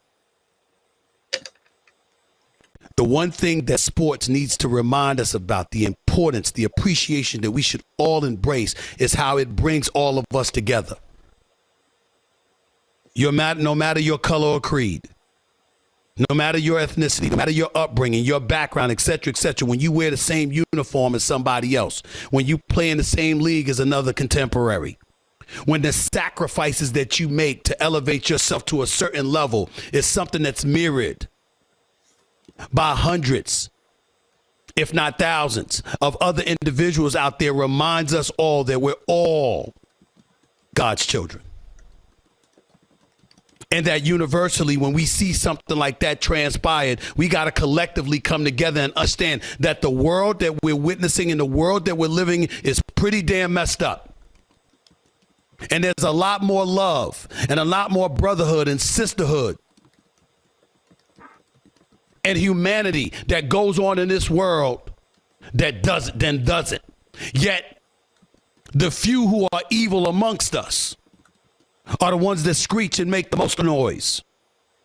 And it's affecting us in a way where it's getting to a point where you're going to get scared to walk out in the streets. You're going to get scared to show love and affection and even to say hello to your fellow man and woman, your neighbor. And sports is so important now more than ever before, because you know something? When you look at Lambeau Field tonight in Green Bay, Wisconsin, when the Green Bay Packers host the Washington Commanders, you had better believe 60,000 plus are going to be at that stadium. You had better believe that millions are going to be watching. You had better believe that whether it's on radio or television or anywhere else, you're going to see people talking about the game. And it's important because it shows this common ground. There's a common denominator. There's a common love and affection. Sports is worth a multi-billion-dollar industry, whether it's football, whether it's basketball, whether it's baseball, for a reason. Because it brings us joy. And it reminds us all how we can truly get along. And that the vitriol and the evil and the viciousness that exists in this world, it ain't the many, it's the few. But it also needs to remind us that we got to come together and speak up and speak out against those evil people. Against those with evil tendencies, against those who are insidious and iniquitous and looking to do anything they can to harm us and the fabric of our society. I'm a black man born in America. I know what problems that exist in this country, but I also know there's far more good people than there are bad people in this country, regardless of who you are, what your ethnic background is. White, black, Hispanic, and beyond. I'm in a studio here in Las Vegas, and I'm looking outside, and I see people looking at me and smiling and saying, "What's up, Steven?" They don't look anything like me. And I don't care, because they're showing me love, and I'm showing love right back to them. Funny he's screaming. I'm laughing.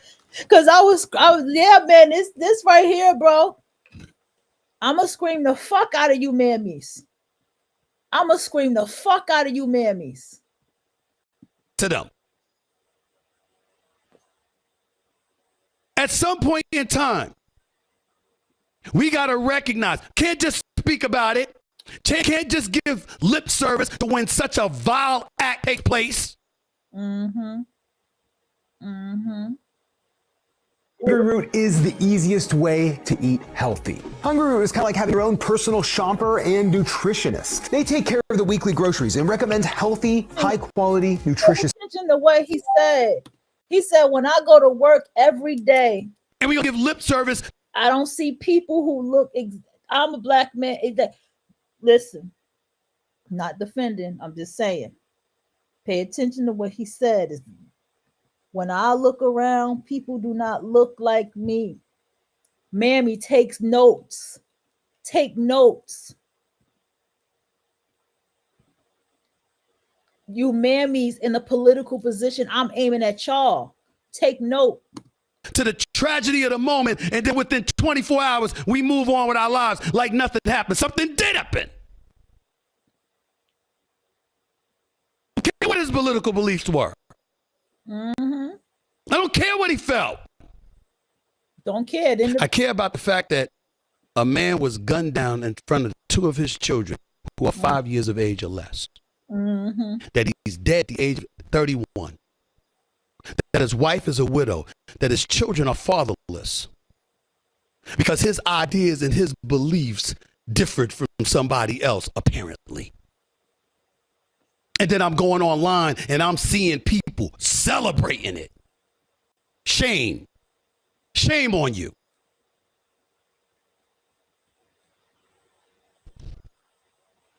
I have a job to do. When I'm on Mad Dog Sports Radio to talk sports, and that's exactly what I'm going to do. But make no mistake about it, when I say that I'm a conscientious observer, that I'm an American citizen, that I'm just somebody who cares, and I'm somebody who believes in and tries to promote the importance of having a core decency attached to every one of us as human beings, I mean it. I mean it. Props to the New York Yankees organization last night for having a moment of silence. If you're a left winger instead of a right winger, you might not have liked that. You're missing the point. This man was shot and killed from 200 yards away in front of his wife and children and thousands of onlookers who had come to see him, Mr. Charlie Kirk, who had been going from campus to campus, simply debating his ideas against those who might differ from him. That's all. And his life was taken. He's gone at 31 just because he expressed thoughts that differed from somebody else, apparently. And some might blame it because, oh my God, he's friends with the president. And they may not be a Donald Trump supporter. I'm saying bump all that. He's a human being living in the United States of America. This is America. We're not supposed to condone stuff like this. We're not supposed to say it's okay. That's right. I don't give a damn who you are. Black, white, or anything in between. You're a human being. That's your fellow man and fellow woman out there. That's your fellow brother and fellow sister out there. You got no business thinking like that. And you damn sure have no business doing something as heinous as that shooter who's still on a loose, by the way. So I applaud the New York Yankees for having a moment of silence. I didn't even know that. I hope the FBI and law enforcement catch this individual and do what needs to be done with him, whatever that may be. We will go on with our lives because that's the way things go. We will discuss sports on this channel, on this show, because it's what we do. It's what the listener is looking for, as they should. But it doesn't mean that along the way, you strip yourself of your own humanity and you negate recalling and remembering who you are and what you stand for and what's most important. You know why? He got something. Why he's going off? Because you have to face you got to face the practicality of this. He works around a lot of non-black males. He knows that white men and women put food on his table. See that?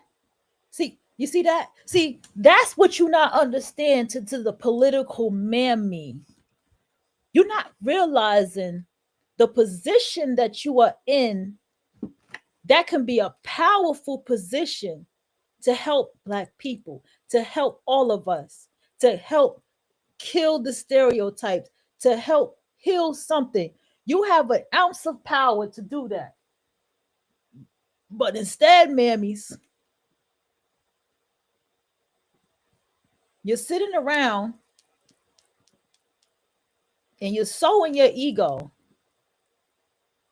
that you got to say, well, this man did this, and be shady and all this shit.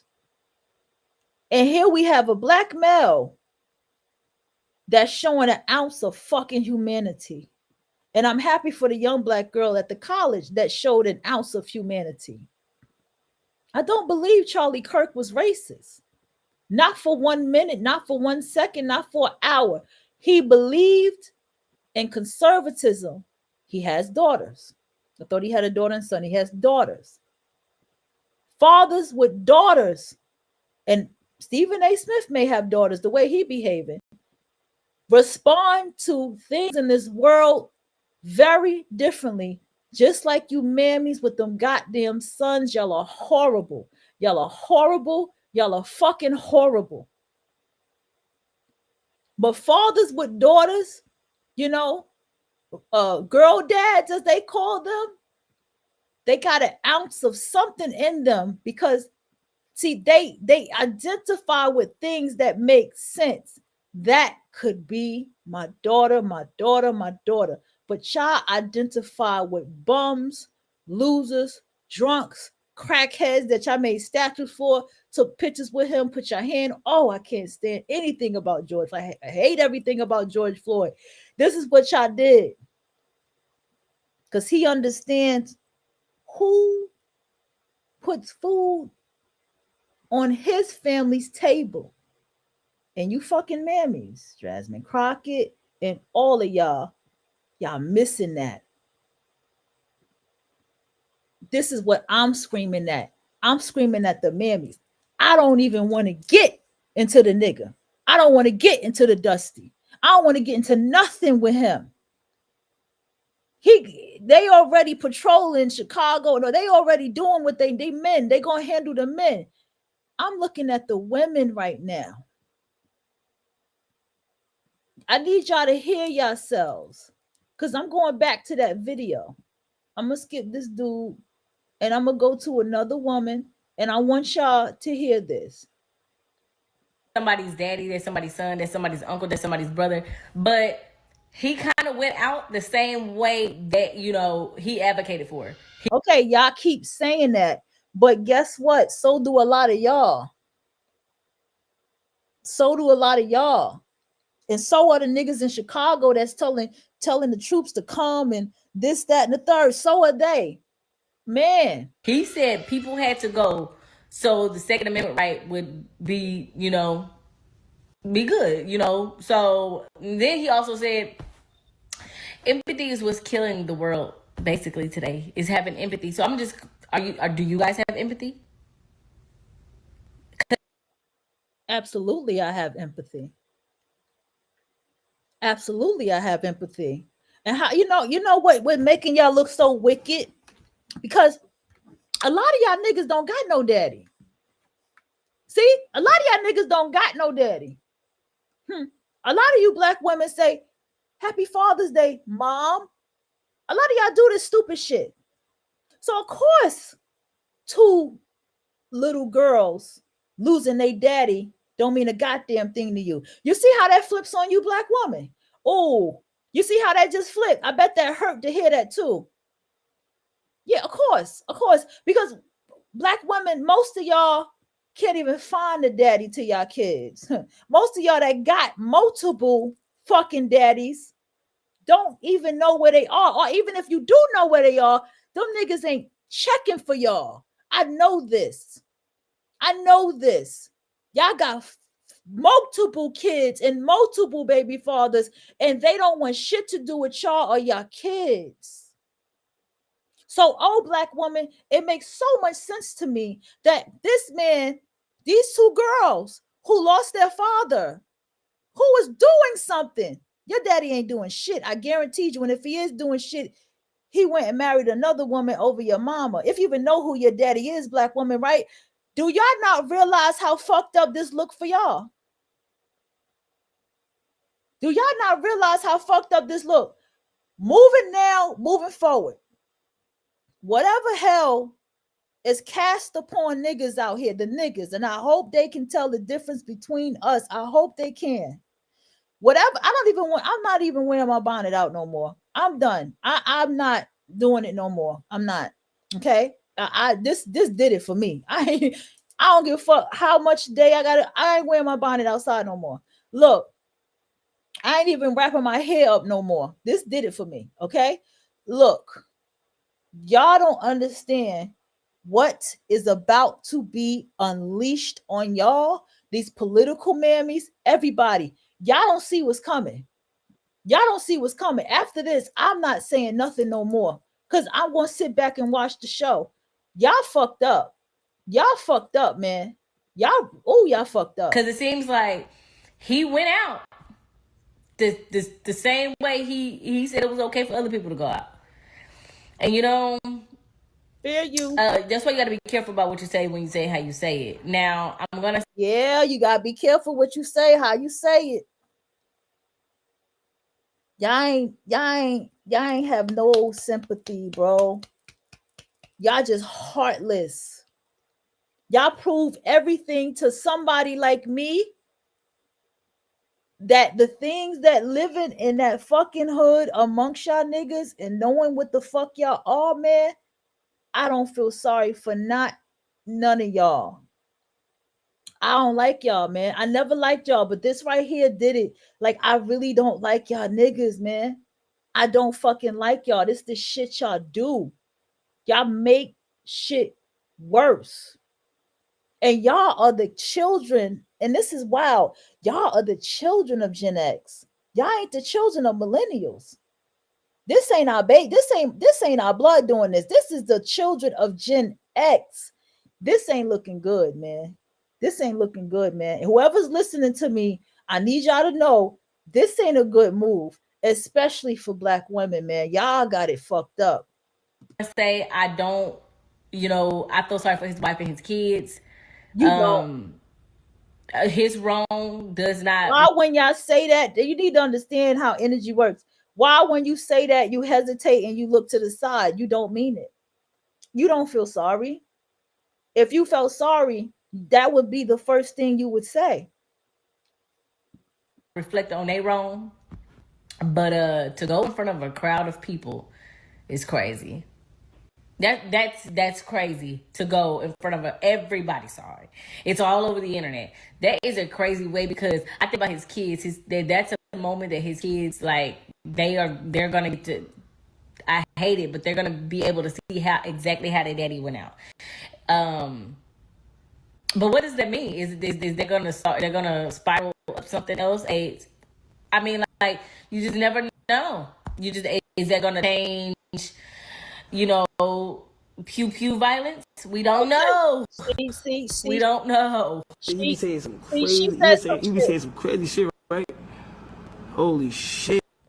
So this nigga, Kai Senate, this Caribbean ass nigga, I don't even know where he from, but I know he's a Caribbean ass nigga, probably from the Bronx ass nigga with a bonnet on. I don't want to wear a bonnet no more, y'all. I'm done. I'm not wearing no more bonnets. I only wear my bonnet in the house now. I'm done. What the fuck? Don't watch, okay, bet. He got assassinated. Nah. Shit. Alright, chat. So Charlie Kirk just died 7 minutes ago. He was confirmed dead. Didn't like the guy. I don't disrespect the dead though. I thought the nigga was honestly was going to survive. It was one shot. It was one shot right here. I thought the nigga was going to survive. I ain't gonna lie. I hope that dad aside prays out to his family. I hope the shooter's not black. Y'all just killed the whole Kage of the fucking. I pray that the shooter's not black. We have been through enough. Damn. If you can't go to Utah with your racism, where can you go? They talking about some critical condition, bitch. Did we see the same video? That man is in hell playing spades with Satan and Mustache Man right now. At first, I was having a little bit of an internal battle with myself because I was like, damn. While I cannot stand his funny face looking ass, he does have a daughter who's gonna have to grow. Y'all not funny to me. And I hate that goofy, stupid ass fucking giggle. I hate the nigger giggle. I hate, y'all don't know what the fuck y'all just did. I don't know. If anybody's out there, y'all don't, I got a comment. Hold on. Who cares? Fuck Charlie Kirk. Oh my gosh. No empathy for him over here. Charlie Kirk said in 2023, I think it's worth it. I think it's worth to have a court causing, unfortunately, of some gun death every single year. No fucking more. Right on, girl. AP is live about an update. What is AP alive? I don't know what that is. You gotta tell me what AP is live about an update. Who's AP? Listen, soup bone. I care that Charlie Kirk. I didn't even. I've seen a lot of his video. I've heard what he said. Listen, Charlie Kirk wouldn't fuck with nobody like me. Trust and believe he would not. At the same time, his two daughters lost their father. I have a father, a bio father, and a stepfather in my life, just so you know, okay? But even if my siblings lost their father, I will still feel sad that my siblings lost their father despite what I feel about him, despite my experience with him. You got to understand this shit. Do you see how that goes? I don't give a damn about George Floyd. For what? You niggas is out here stabbing people, murdering people for no reason. These mammy ass nigga bitches and politicians is acting like bitches in the front of the project building with a 40 ounce in their hand. No, excuse me, Taylor Port in their hand in a cup. This is not looking good. Everybody in America should be saying, I did not agree with this man's views, but my condolences to his family, and most of all to his little girls, to his wife, to his family. My condolences, and I'm so sorry that everybody that was there had to experience that. I have a child in college. I moved from New York City to North Carolina. I care. And I care that Black people are doing this shit that she's doing right now. It's not fucking funny. Y'all sat down and y'all went crazy over people talking about Kevin Samuels. Let's get into Kevin Samuels. Y'all sat here and went crazy about people talking about a dude who was out here publicly disrespecting everybody's daughters, granddaughters, niece, okay, girlfriends, publicly doing this. And y'all was heavy in his chat room. I was there, heavy in his chat room while he was doing that. And y'all have a nerve to have called him the Godfather. He ain't even do nothing to deserve the motherfucking title.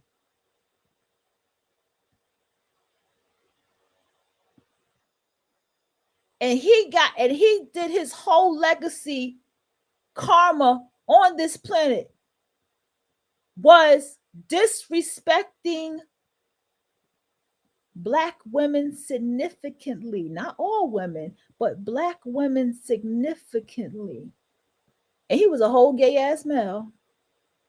He disrespected the women that he had children with, that he couldn't even just pay his child support. Just like George Floyd,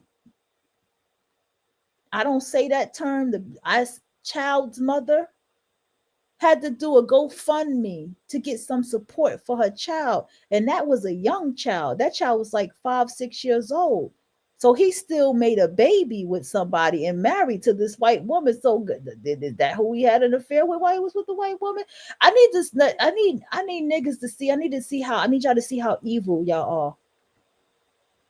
I don't need y'all to see how demonic y'all look to motherfuckers. And I don't use that word, but I'm gonna say it. This is how y'all look in the motherfuckers. It's like y'all feeding off the pain of others. All while, whatever happened in the history of Black people, but it's like y'all feeding off the pain of others. Y'all getting a kick out of it, and it's not good. At the end of the day, Black man, let me tell you something about yourself. You come from slavery. Okay, I'm talking about the patriarch now. Doesn't matter what I do as a Black woman. I can go wherever I can go to and fro, and I can make it. I can climb the ladder of the patriarchy because why? I am a woman. All I got to do is play my part, whatever, learn languages. I am a woman. I can do that. See, Black male, you are the lowest male in the pyramid, in the patriarch. You are a conquered male worldwide, from Haiti to Africa. Y'all love colonizers. This is what y'all do. Y'all have children all over the place, all over the world. Y'all don't care. And that is where y'all have y'all pride and this and that. You disrespect the women. You disrespect the women who look like you. You got on a microphone, made music called horrible music called fucking hip hop, and said, disrespected your own as much as you can. Said light skin was the right skin. Publicly let your own women, Black, I don't even, y'all not my own. Let women who would support other Black women, made the world make her, she a slut, hoe ass bitch. Niggas, these bitches ain't shit but hoes and tricks. Y'all did this. You can suck my dick. This is what y'all did. And then y'all made more fucking demons, more fucking problems. Marcus Garvey shit. Y'all killed the lion, but I still got my cubs. Yeah, y'all made more fucking cubs to keep this shit going on. And then it got darker because then you got these fucking niggas that motherfucking, oh, Black woman, you're queen, and all this and that. But y'all still hated women. And then y'all was molesting, raping, and carrying on. Nubian Nation, right? Get the fuck out of here. How dare you laugh? How dare you laugh when you are the biggest laughing stock? And then Black women, you have no fucking allies. Do you not realize that? You have no community. You have no men that protect you. But guess who do, though? Guess who do? The only way you get some kind of protection as a Black woman is if you have association with non-Black people. I was online and a white tranny came at me. A white tranny came at me online. And it was a white man that jumped in and tore his ass up. Tore him up. Like, what the fuck is wrong with you, dude? That's what a man is supposed to do. You think one of you nigger men would ever jump to my defense if something ever happened to me? I guarantee you the white man will jump to my fence before you niggas do. I guarantee you. Y'all are not fucking men. Fuck y'all. Fuck y'all. I'm getting more mad at the mammy. I don't give a damn about y'all. Y'all are not even my radar. I don't give a fuck about y'all. Y'all don't get a hi. Y'all don't get a good morning. Y'all don't get a smile from me. Y'all get a fucking y'all a wall of me. I don't give a fuck. I get mad at the black woman because she does not recognize this. She does not recognize this. This is who y'all call the Godfather. The Godfather actually helped people. If you ever watched the movie, if you ever read the script, because I'm a screenwriter, the Godfather helped people. He helped family. He was about culture. He was about coming together. Y'all love imitating these Italians and smoking their cigars and stuff, with cigars that the smoke came from Cuba. That's another topic. Y'all love to do that. And the Cubans because that's where my family, that's where my bloodline comes from. But you know what? I can't be accepted. Why? Because my skin is brown when Cuba is in the fucking Caribbean that gets 110 to 120 degrees. So how the fuck you gonna be light skinned in motherfucking the Caribbean? Again, I digress. Y'all praise these fucking Italians, but y'all don't got the family values of what they got. The Godfather was a family man. He was about the community. He helped people. In the beginning of the scene of The Godfather, the man who was asking him for help, he said to him, but I've extended my hand out. I invited you to my table. Why now you asking me to help you when I was extending myself to you? I barely even know you, but he still helped that man. He still helped him despite it because he needed it. That's what made him the Godfather. This man was not building families. He was destroying shit. He had a prostitute, a transgender prostitute, might I add. And this is your legacy? This man that you saying fuck you to, Charlie Kirk. This man actually was out here doing something. He actually was building legacy. Legacy is not who you fuck and make babies. Legacy is, go look up the definition of legacy. Legacy is when you graduate from a college or a high school and your child or your children graduate from that same college or high school. Go look up what the fuck legacy means. That's what legacy is. This is what this is what he was out here doing, but they had a father that was out here doing something in this world. He was out here doing something with something meaningful. What the fuck are you niggas doing? And how dare you, black woman? How fucking dare you? I'm fucking done with you, bitch. No, not black woman. You fucking mammy. I'm done with you fucking mammies. I'm tired. I'm done with y'all. No more respect. No more respect for y'all. Fuck y'all. How dare y'all? Y'all are wicked. Y'all are wicked. And the nerve of you to get on him about gun death? Are you niggas serious? Before I left where I left, it was a young man that got shot, boom, one time, betrayed by his supposed to be owned. Are you fucking kidding me? Y'all should be the main ones crying and speaking against this. This was your opportunity to redeem yourself from that nigga that stabbed that girl. That nigga that stabbed that girl. That was coming here to make something for herself in America. Did you see the video? He just stabbed her. And then you got multiple niggas before that and after who stabbed this girl. Let me show you this video. Let me show you what I can't watch the video, but I can show you the footage. Look at him in a red motherfucking hoodie. I know I would always write stuff about the world being staged, and I would write my codes and my symbols and all. I remember what the fuck I know what I did when I was in my 20s to my 30s. I know what I wrote. But I also keep in mind that it was a black male telling me, you know, this stuff with black people ain't true and this and that. While I was living smack dead in the hood, to tell you, a nigga got stabbed in front of my door and the blood was there. And I don't know who got stabbed, where the person that got stabbed went, but I just know the blood was right there in front of my motherfucking door. And I had to go to work. I didn't even call a cop. See, this is how my mental was. I stepped over the blood. I remember I stepped over the blood and I went to work. It was my first day at work. I didn't want to miss it. I didn't want to be late. New York City shit. Don't want to be late, like the little rabbit. And I'm being dead serious.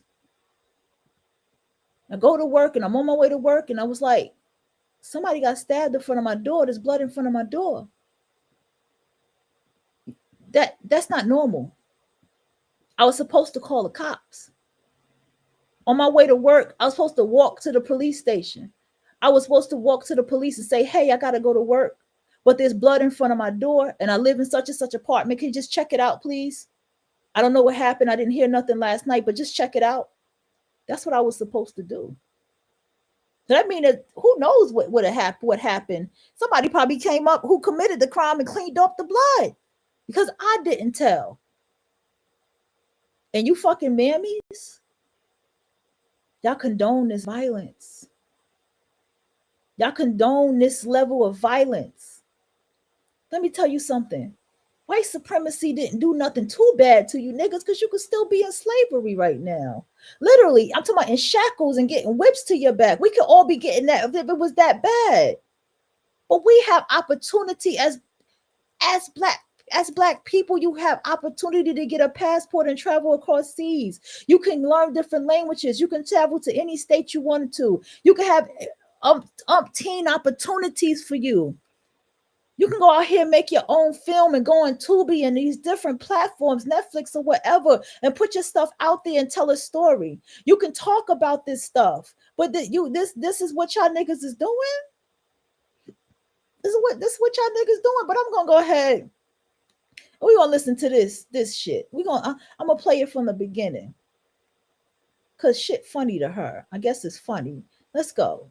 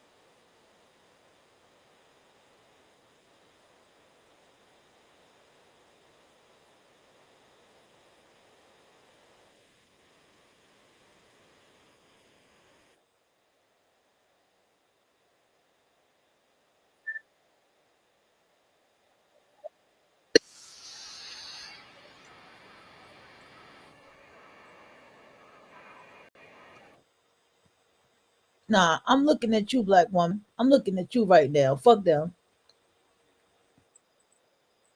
I'm looking at you. I don't got nothing to say to these niggas. Fuck them. They conquered. They ain't shit. They the lowest male. And I'm a black woman with black sons. I don't listen. Let me tell you something.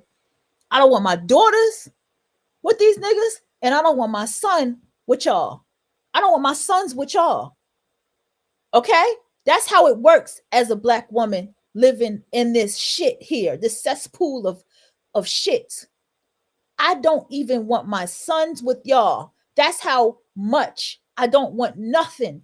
I don't want to see y'all. I don't want to see y'all mamas. Y'all, I don't want to see none of y'all a part of my family fucking lineage.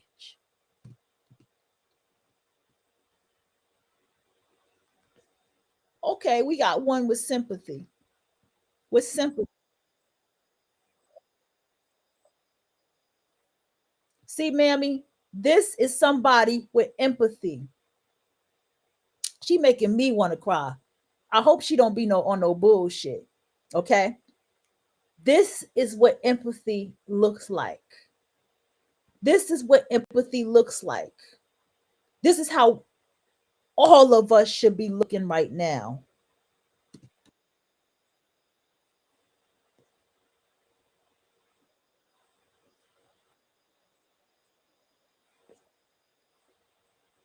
Well, I spoke too goddamn soon. Let me wipe my tears. Can't trust the mammy.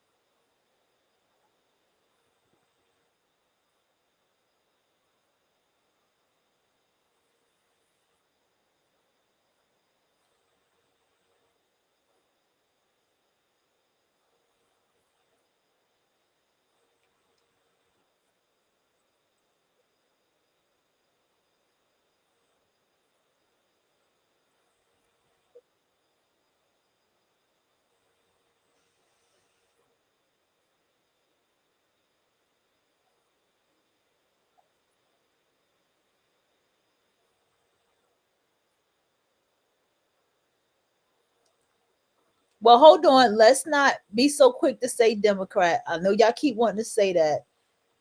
Let's not be so quick to say Democrat, liberals, left. Let's not do that. Okay? It's fucked up, but I understand why everybody's saying that. But let's go.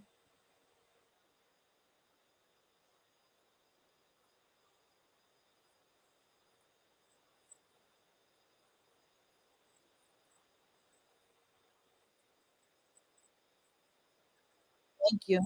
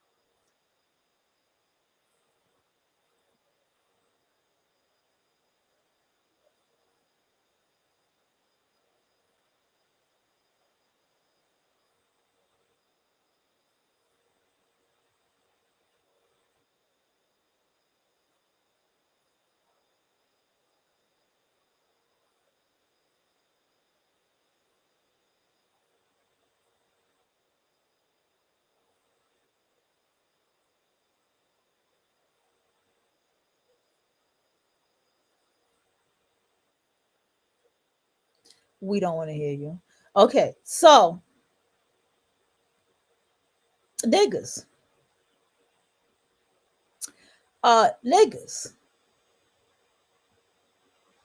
I just want y'all to know something. Y'all don't see what's coming, but I will say this for all of us, for the black people who don't stand for this bullshit, we're gonna have to move different. We're gonna have to move different. Okay? I mean, we're gonna have to move different. How do we move different? Stop the bonnets. Okay, that might have to be the first thing, but that might have to happen is stop the bonnets. Okay. Other little things that I think I say lay low. You know what I'm saying? Lay low. Don't even, just don't even. Okay, just lay low. Um, I don't want to tell you not to come outside, live your life, because I'm gonna go outside. I went outside today. I had to check my mailbox. But the thing is, I need y'all to just have an ounce of something in yourself so you don't get lumped in with the ones who said the shit that they said. I see how he I see what he did there. He finished it with her. Okay, I'm gonna do a little bit more.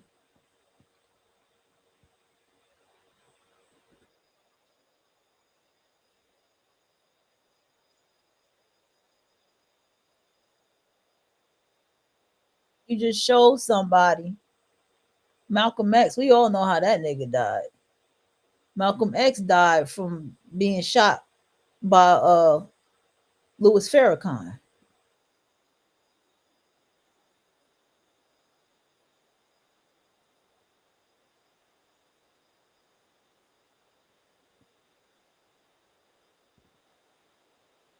He talk about the mammies.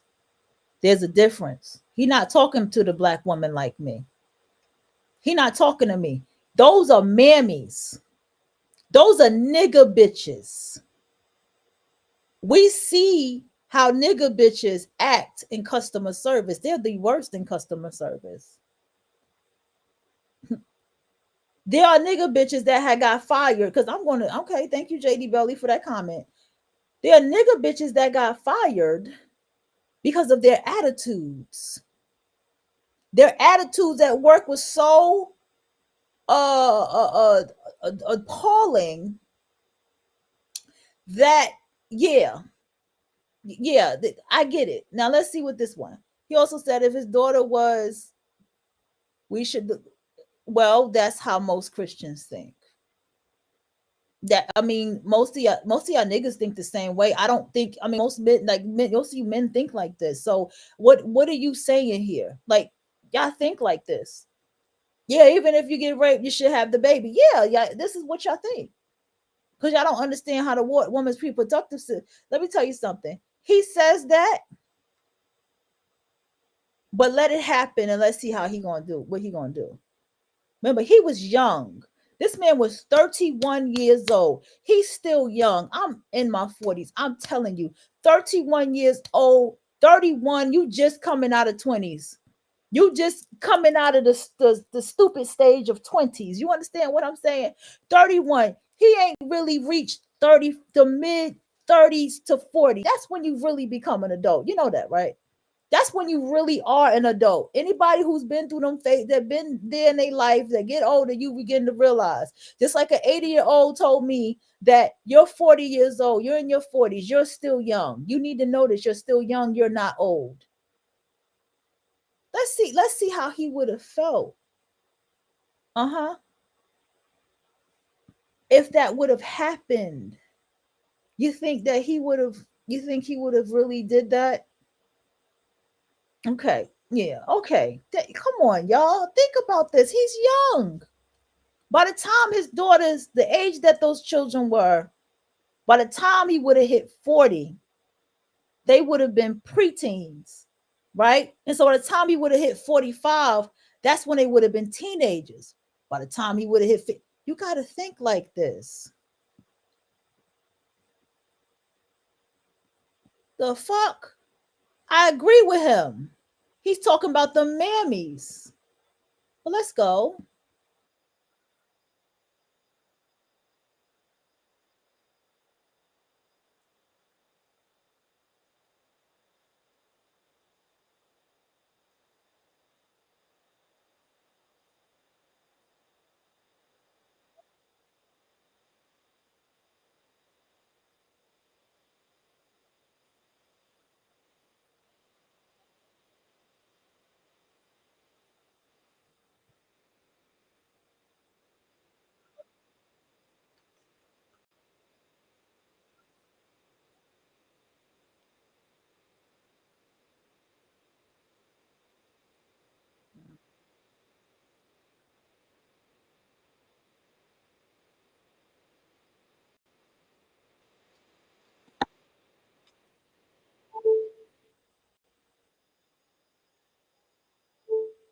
This guy's funny. I like these GoDaddy commercials. He cracking me up.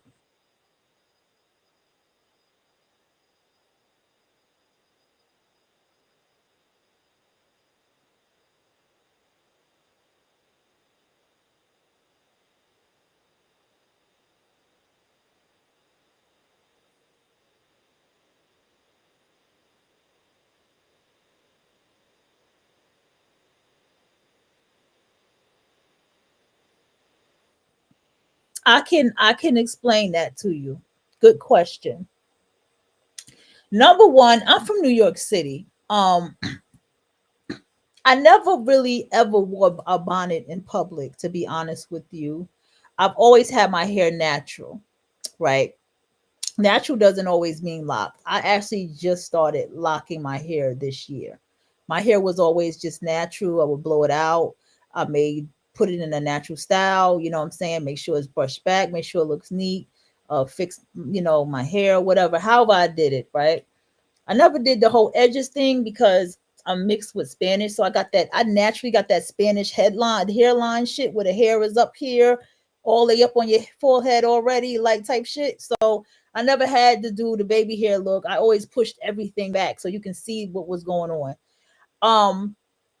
A lot of times I would wrap my hair. Now, wrapping your hair doesn't have to do with nothing with being Muslim or nothing like that.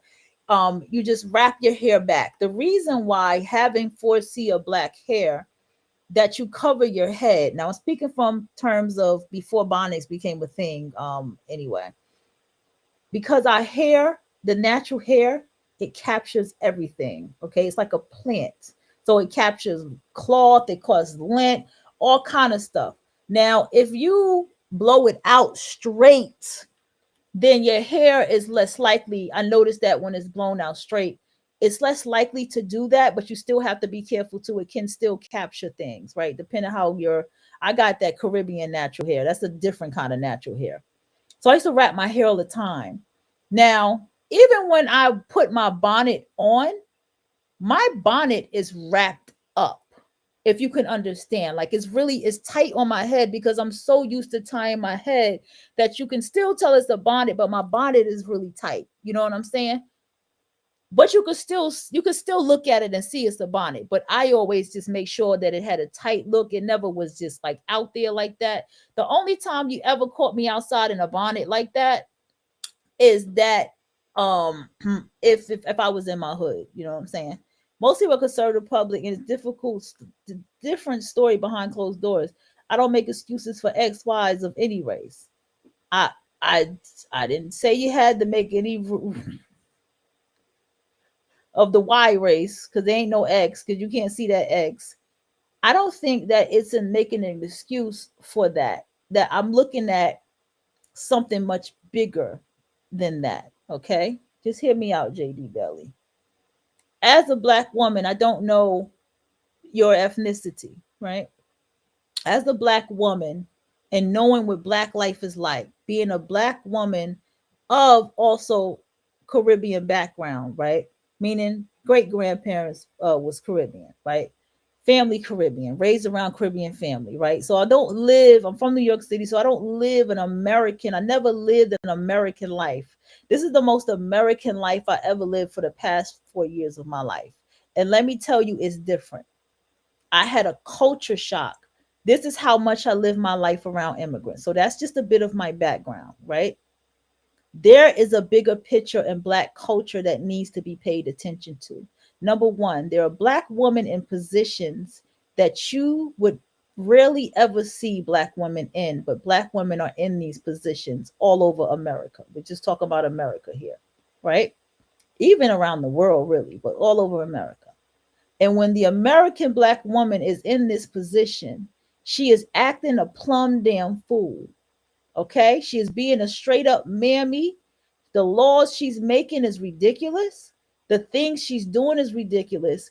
And she's just a complete embarrassment to the culture. I don't care to talk to males. I made that clear. They're a wall to me. Black males, they're a wall to me. Males, period, are a wall to me, right? I am looking at the black woman and how she is behaving and acting. Now, getting back to what was said about the comment of black women, Those mammies are ridiculous in customer service. It's I don't even like to use mental illness, but there's something mentally deprived about the way that they go into public and treat people. I don't like niggas in customer service. Everybody says this. We don't, over here in America, we don't like niggas in customer service. They just don't know how to act. I've worked with them. I live amongst them. I've been in high places and I've been in extremely low places. And I know the difference. And I'm here to tell you that niggas are horrible fucking people. And it took me to leave the environment that I was in, even though it was beautiful over there where I was at. It was beautiful and ugly all in one. It's New York City. Even it took me to leave for the past 4 years to sit back, reflect, and realize how horrible them niggas were.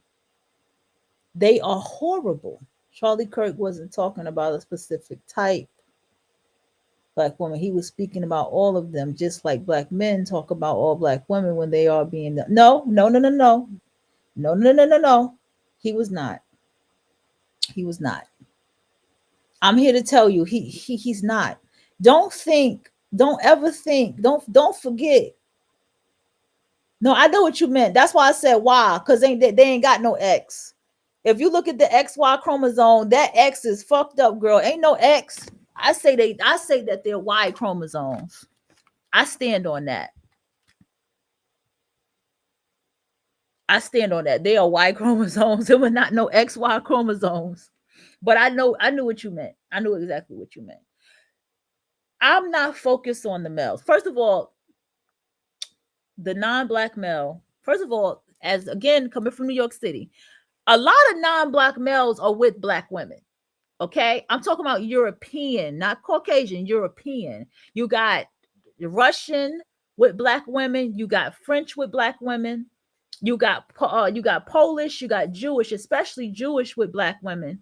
Okay. A lot of European men date black women. You even got the sand nigga with the black woman. We know he's not European, but the sand nigga, he's with the black woman too. And he's with her, and he's giving her businesses and everything, because that's how the men are.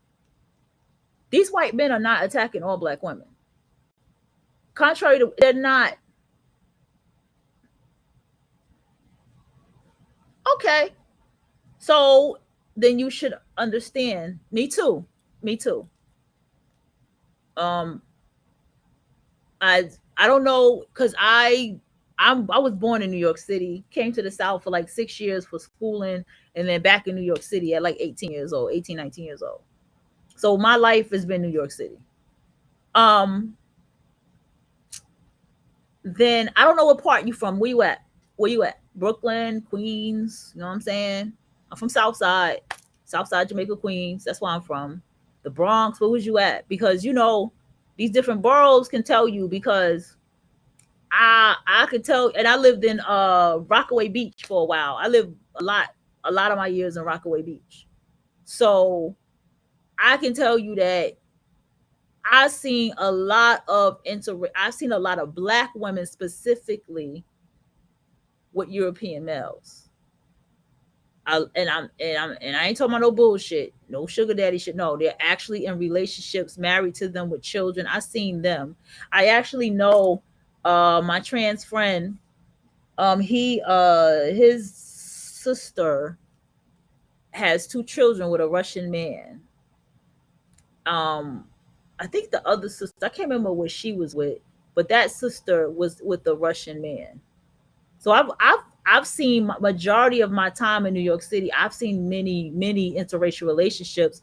And as the years had gone on, I started seeing more black women with men of other races. Because I remember this mammy my dad was dating was like, I'm starting to see a lot of black women with white men, and she was feeling some type of way about it. And I was like, yeah, that's happening. This is before I even discovered anything about divestment or knowing what that was. Like, And I was like, yeah, that's happening. A lot of black women are dating white men, and these mammies are very disturbed by that. And I mean very, very, very, very, very disturbed by that. So where are you? You still here? Because I want to hear some more. Like, where you where you from? Like, yeah, I want to know what borough you was in. I'm gonna go ahead and play this, and I'll come back to the chat.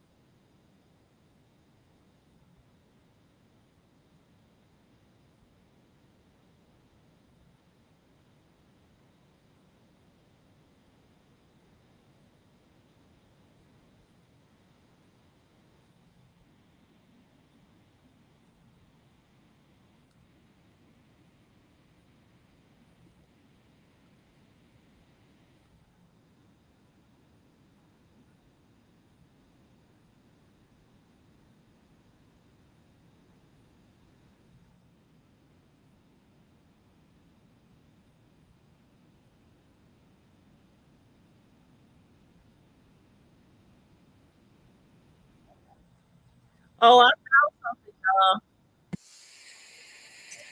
I found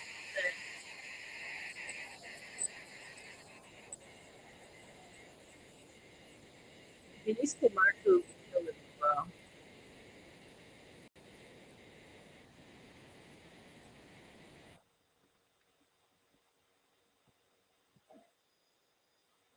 Hold on,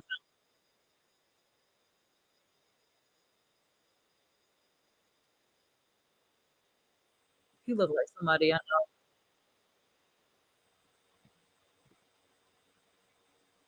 know. Okay, let's go. Here we go.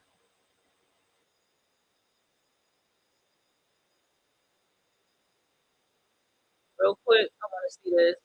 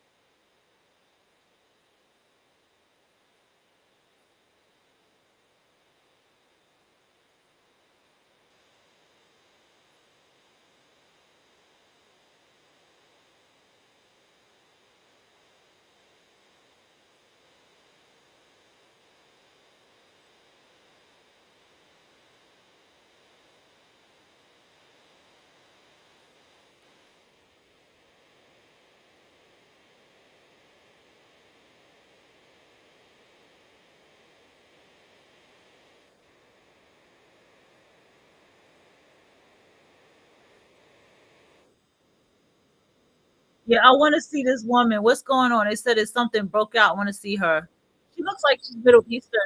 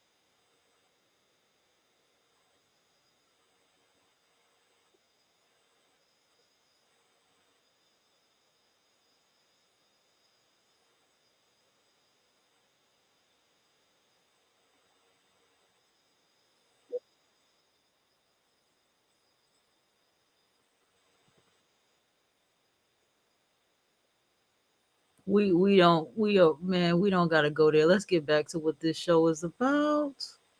Let's go.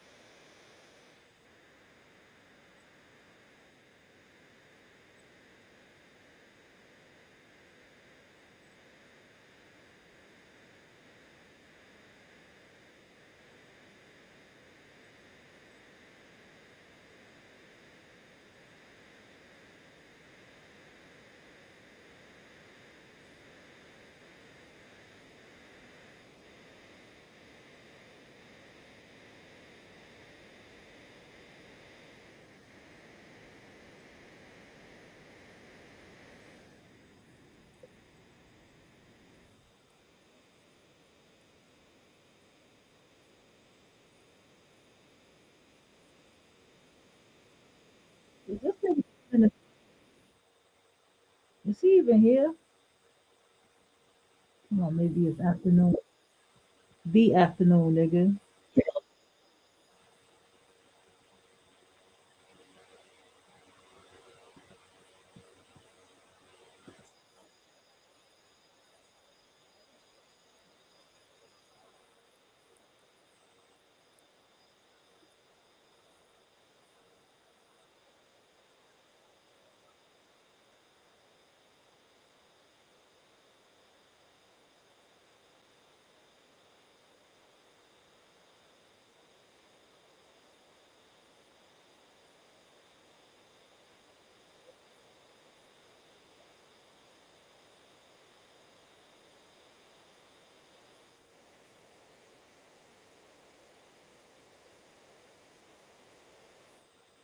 The hillbilly could have just beat his ass. Look at you, your mouth is open just like these damn nigga bitches.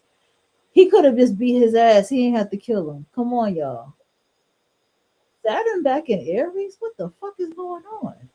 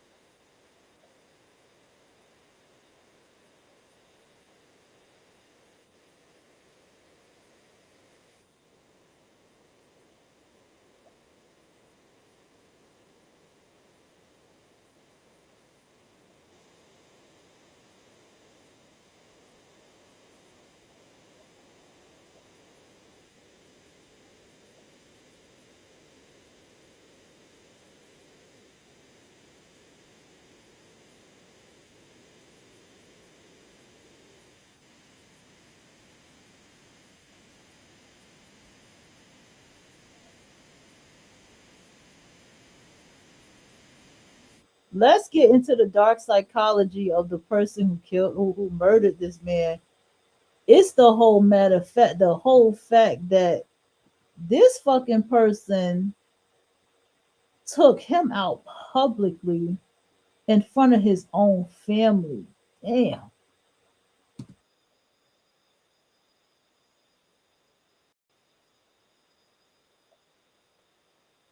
And y'all want to hear something darker? Y'all want to hear something darker? That shooter could have killed his family instead of him. Like, he was far enough to just, he was far enough to keep going if he wanted.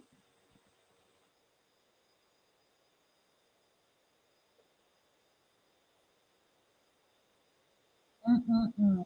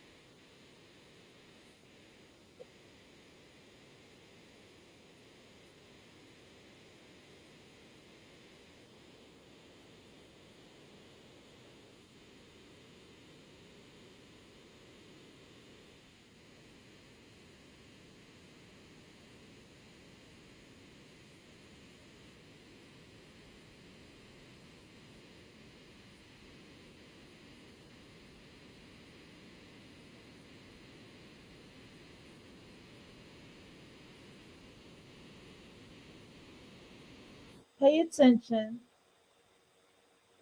Pay attention to the accent that she had.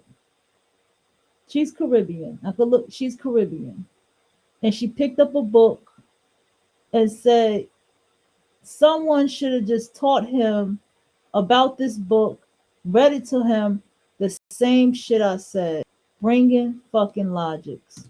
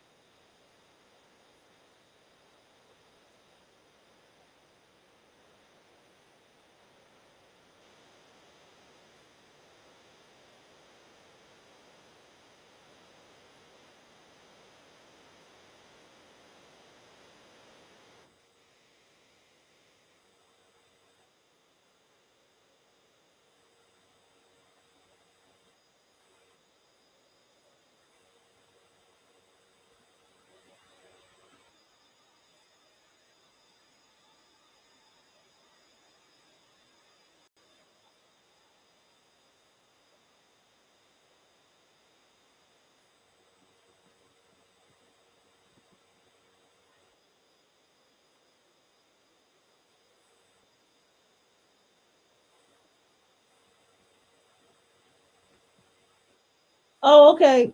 I want to talk to you. Hey, I gotta put you on my screen because I'm on my couch, honey. I am on the couch, girl. I am back. My phone died. Update.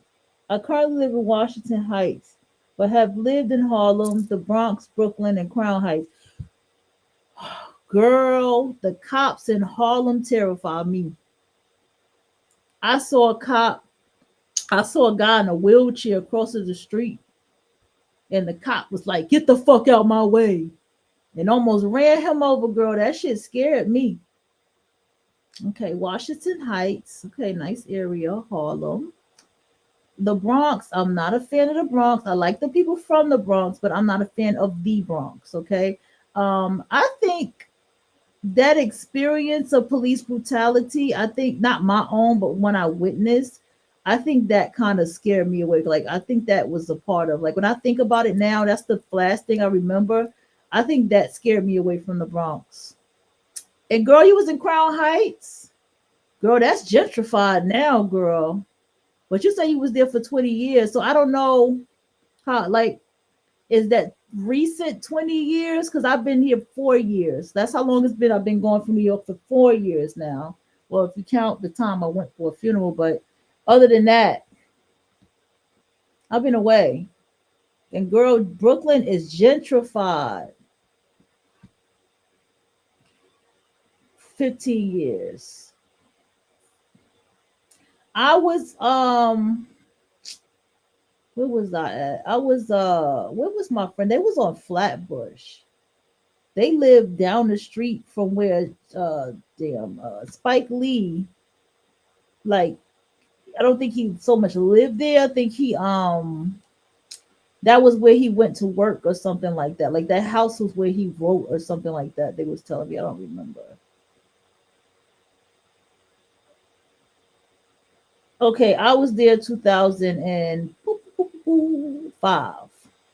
I moved 4 years after you moved.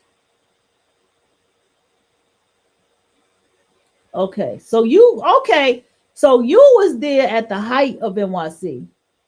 I tell everybody, if you was in New York City like that 2000 year until now, that was 2009 was when I saw the whole gentrification in Brooklyn. Then 2000 and like later down in South Side started getting gentrified. I mean, I want to say 2014, 15 time, kind of South Side got gentrified a little late. They gentrified, they fucking took over Jamaica Ave. I know this conversation is taking another direction, but they took over Jamaica Ave. Jamaica Ave was a black business area. So that's where I was at then. I was in Fort Greene. Yeah, we could there. My friends, they lived in a nice ass apartment. They lived in a real decent, nice ass apartment. That shit was expensive.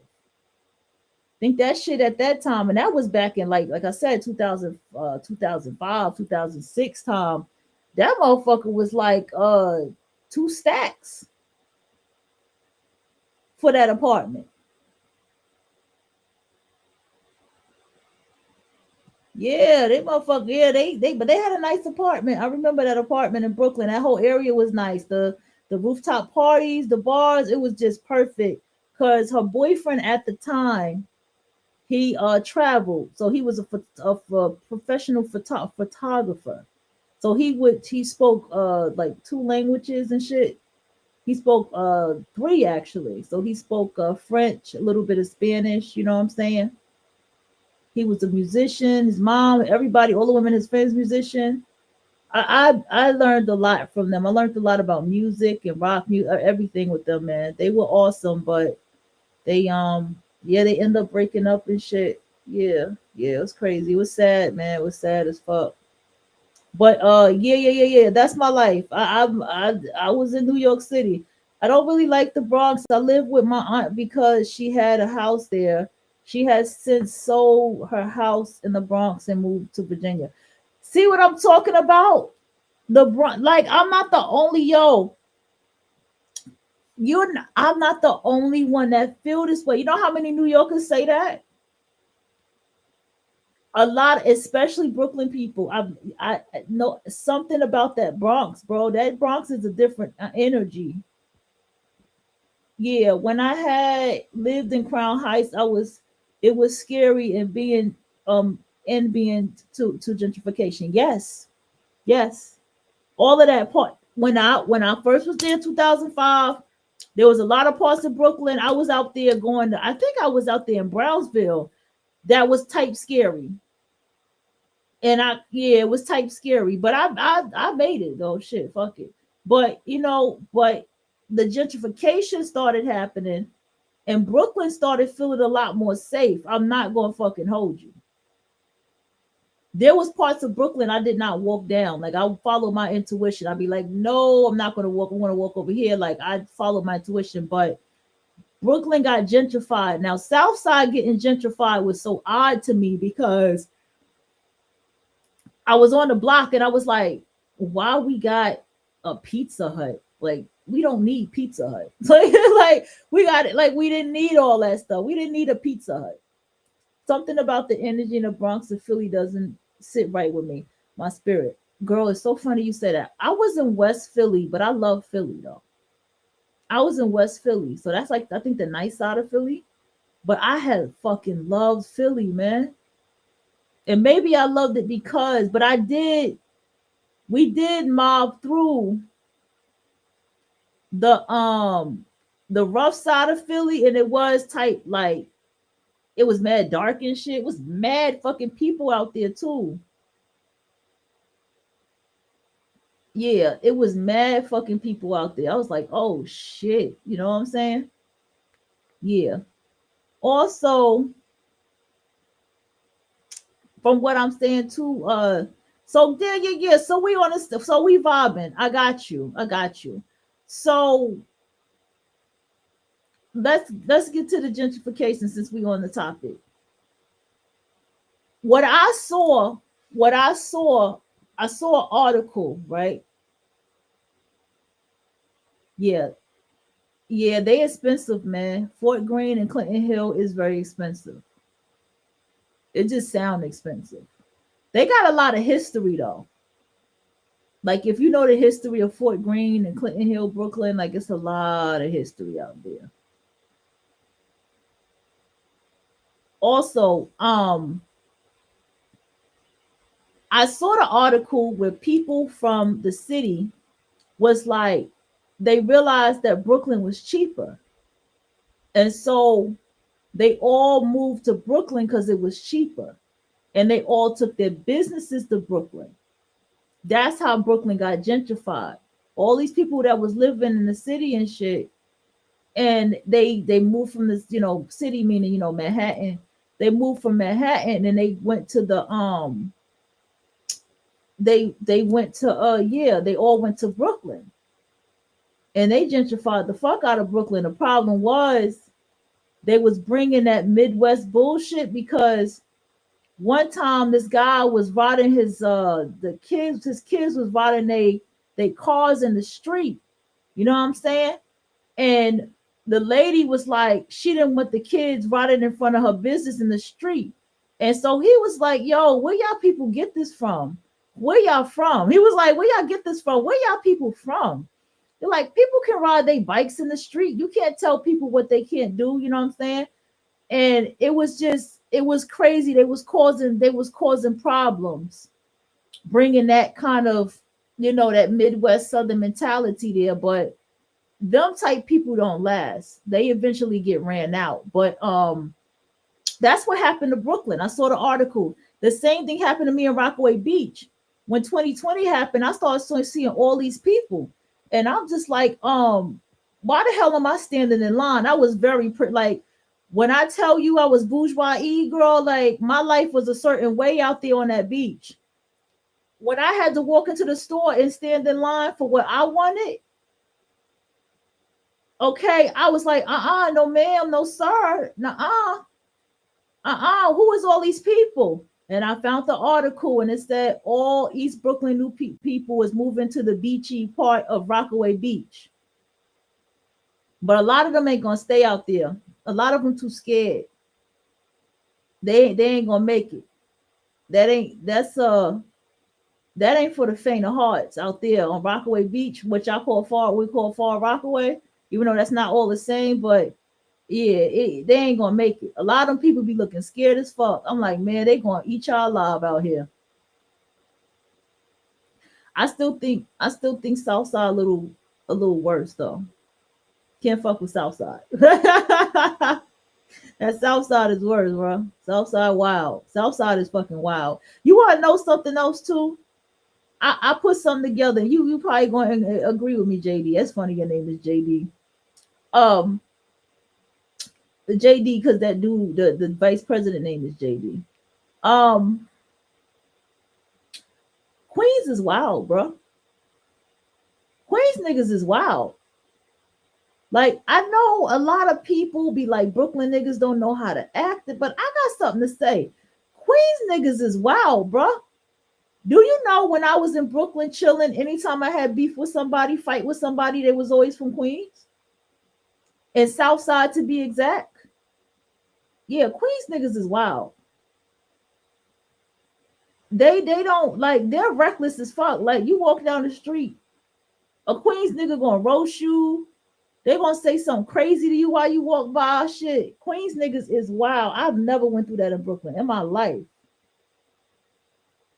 Girl, you ain't missing nothing. You ain't missing nothing not going to Far Rockaway, girl.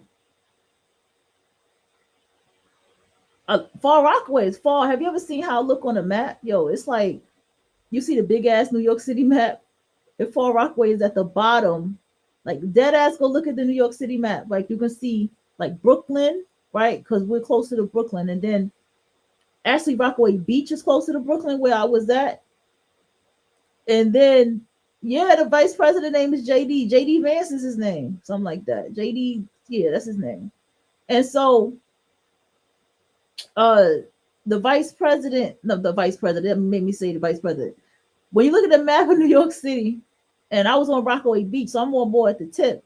So when you look at the map at the bottom on the right side, you'll see how Far Rockaway, Rockaway Beach, Beach Channel Drive, how we all just branch all the way down into the water. We all the way down in the water, bro. It's like, oh shit, give me a fucking break. That's why Sandy hit us the hardest. I wasn't there though. I went to South Side. I'm smart. We got our ass up and went to South Side. I wasn't going to no shelter, no buses. You got me fucked up out here, bro. Oh, girl, fuck the A train. Fuck the A train. Fuck that train. I hate that train. You know that train. Do you know where the A train go? That shit go through from where I was at. It go through Far Rockaway. Then it's two sides of Far Rockaway. It's Far Rockaway and it's Lefferts Boulevard side of Far Rockaway. So you got to make sure you get on the right train. And then there's a fucking shuttle that goes over the water. Like it looks like you're in the water. It's crazy. Okay. It goes through Queen, go through Far Rockaway. It goes through fucking Brooklyn, right? Fucking the worst parts of fucking Brooklyn that you can think of. And then it goes through Manhattan. And then that shit go to Harlem. I hate that fucking train. Yeah, the JFK is one stop away on the shuttle from me. I could just take the bus there.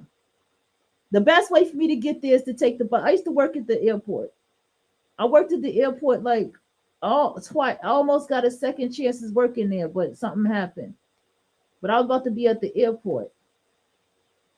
They hired me too. I'm so mad, bro.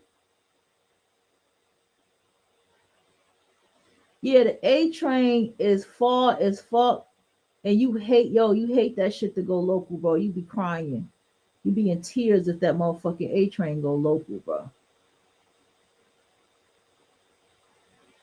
Okay? Like you got, man, that don't get me remembering that fucking train. Fuck the A train, bro. And then the A train, that's the train that be having the most crazy shit. Remember that dude that jumped in the train tracks? Let me tell you, I was coming home from work that day. And nigga was like, nah, B, stop fucking playing. I gotta go to work, man. Get off the train tracks. That dude was on the train track claiming he fell in the train tracks and shit. And nigga was just like, nah, B, get up, B. Man, I was on the train that day. Okay, I was on the train. Not the A train. No, don't get me wrong. I had to get on there, so I went everywhere. Don't get me wrong. The A train, you gonna go to some places and they take you, like they take you to the main areas of the block. So you get if you get on the F train take you inside the block. You hear what I'm saying? So A train gonna take you on 8th Avenue. A train gonna take you on 42nd, 34th. You know what I'm saying? The A train gonna take you on Borum Place and all that type of shit. The F train gonna take you right to where Bryant Parkway is. The F train gonna take you right inside of the village. Like, you understand what I'm saying? I never was a G train person like that, so I can't tell you the G train. I took the 1 and 2 train before, you know what I'm saying, a few times. Of course, the 7. If you go to 42nd, take the 7 train, right? So I've been a lot of different places. I've been all over NYC, not as much as I would like to. I wish I got more. I experienced more of Brooklyn than anywhere. And I'm from Queens, but I experienced Brooklyn more than anywhere. And then play Queens, I never got the mob in Queens like that. Kind of wish I did. You know what I mean? Gotcha. They are still pushing people on the tracks here. Oh girl, them spirits be telling people to do that shit, man. I've been telling y'all that for a minute. Y'all ain't want to believe me. I said, nah, them spirits be telling people to push people off them tracks. And them people, man, not listening mentally, you know what I'm saying? They not paying attention. They got, mental, they getting channeled to and they just pushing motherfuckers, bro. I'm trying to tell you that shit is real. Girl, no, girl, the G train stinks. And the train, it's scary as fuck. I was always looking behind myself, watching my back. Don't like nobody walking past me. That motherfucking train give me PTSD. Fuck the G train too. I never liked that train either. It just looked so damn raggedy. It's something about it just seemed like I was on an old amusement ride. I just never liked the way the G train felt ever. Ever. The only train that actually started looking decent was the A train. They started hooking that bitch up. You know what I'm saying? They started putting the seats together. The F train. They started putting the seats together and shit. And I always sat by the window. I sat away from everybody. That's what I just never liked to be around. I hated people. I never liked people next to me and shit, bro. Like I hated that shit.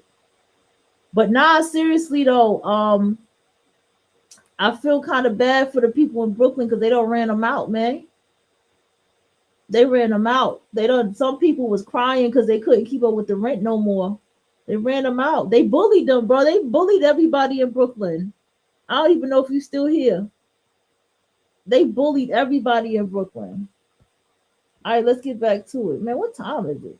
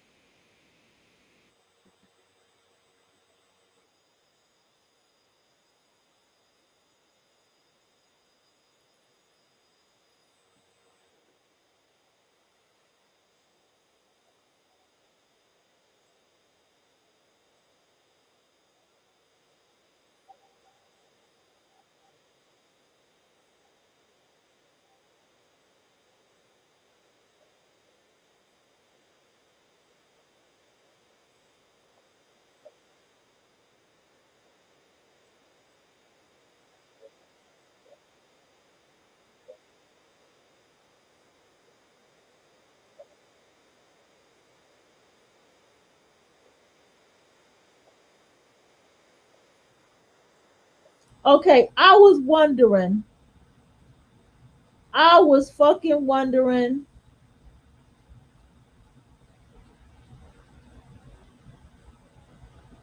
Oh, you don't have any sound? Can you hear me? Damn, we done found an astrologer up in the motherfucking mix. Okay.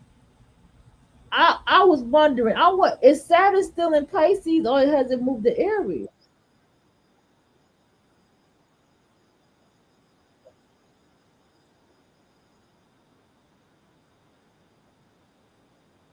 I saw that in retro. See, I saw that motherfucker retrograde in Pisces.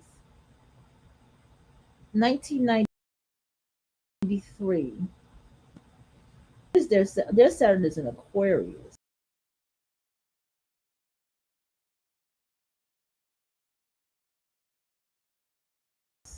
But it could be possible, depending on his birth time. He might be on to something here, y'all. Be on to something here. Where's Bob Vito when I need him? What happened? Hold on. Am I muted? Let me mute myself. All right. Mic check. Because I'm on. I'm still here. Oh, damn. We 3 hours in. I'm waiting to text me. I got to talk to her tonight. I wasn't even planning on doing this.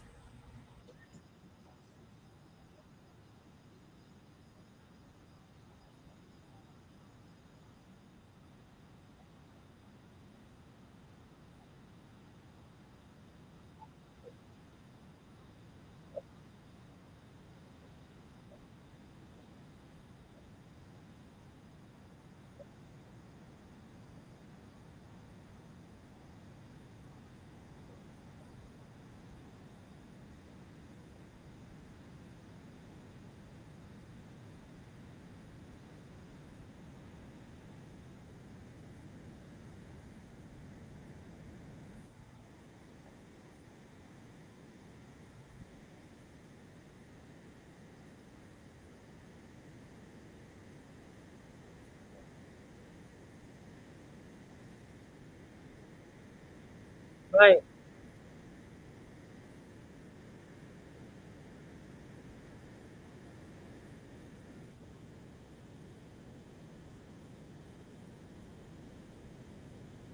I was not going here, y'all. I wasn't going to do it. Okay, good. I wasn't going to do it. I wasn't even going to go there with it.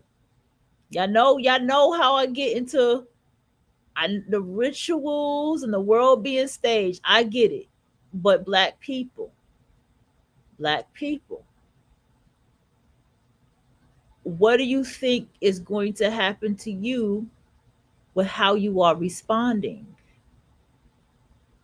Okay? Because from my understanding and from my studies, black people represents Capricorn, represents Saturn. Some people say black people are Pisces. Some people say no, that's not true. Black people are Capricorn. Black people are Saturn. Black people have a lot of motherfucking karma. So, bruh, I'm just saying. Like, listen.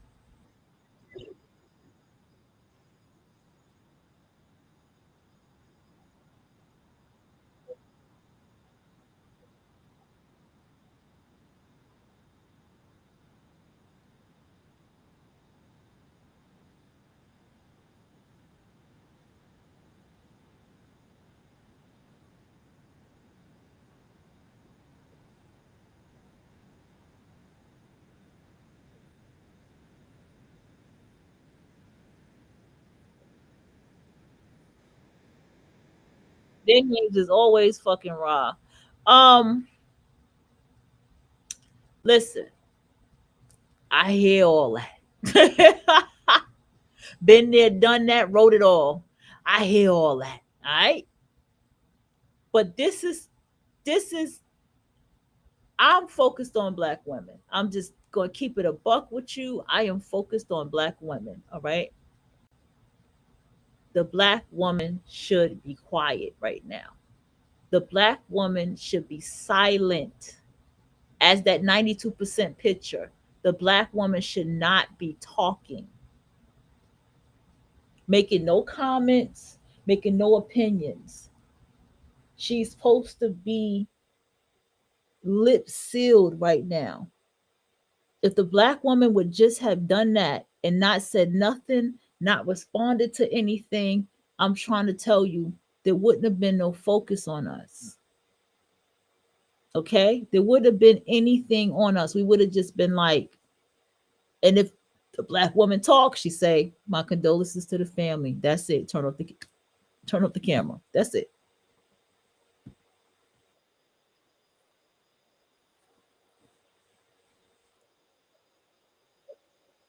I'm not gonna hold you. When I saw that he was murdered, I was kind of like, oh shit.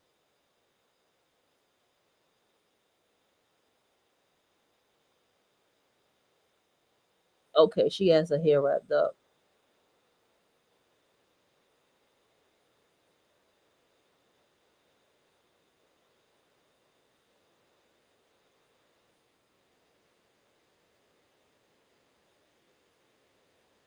I'll refresh. Hold on. I have been streaming pretty goddamn long. Okay, I'm over here. Like, I'm not gonna hold you. I don't mind, but I'm about to fucking. I'm just waiting for Bay to get off work. Okay, y'all just with me, taking a ride with me. You know what I'm saying? But I'm just waiting for Bay to get off work. You know what I'm saying? We gotta talk tonight. I mean. So much work, so much energy. You know what I mean? Like sometimes, like I tried like those HelloFresh. I've tried all of those other meal kit things, and sometimes it's just like dinner is taxing, especially like after working all day. I just don't know. Oh yeah, I saw that Charlie Kirk was, it's almost as if people wanted to put stricter pew pew laws, but other people didn't think it was worth it, you know? But of course, thoughts and prayers, all of that. People are feeling a sense of euphoria, and people are feeling a sense of. Okay, I was too. I definitely was. Okay. Can I get real about something here? So President Donald Trump has this thing that he does, and he riles people up a lot. I mean, he does. He riles people the fuck up. And he's doing things that I'm not surprised that he's doing. Cutting off Africa, cutting off the Caribbean, cutting off all these people. He deporting everybody, including Black immigrants, right? I'm not surprised that he is doing any of this. And I'm not surprised that this is causing this. And he always went after the transgender community. And he did exactly what he always does, because as soon as he became the president, all transgenders knew what was happening. That's why more people, and even people in the life, in LGBTQ life, a lot of us like, let's go. It's time to move to another country. I saw everything that went down. I knew it was going to happen this way. I knew that the attack on LGBT was not going to be nothing but on the T, and they were going to get all the attention, and because they don't know how to not get attention. They got to come to courtrooms and do drag shows and Vogue and disrupt things. They don't know how to act. The trans don't know how to act. I knew that already. The thing about this is causal and effect. It is, when the cause and effect is this. When you guys cheered on Luigi, that was the issue. Y'all should have never did that. That opened the doors for more sickness and more people to do more wickedness. When y'all cheer on stuff like that.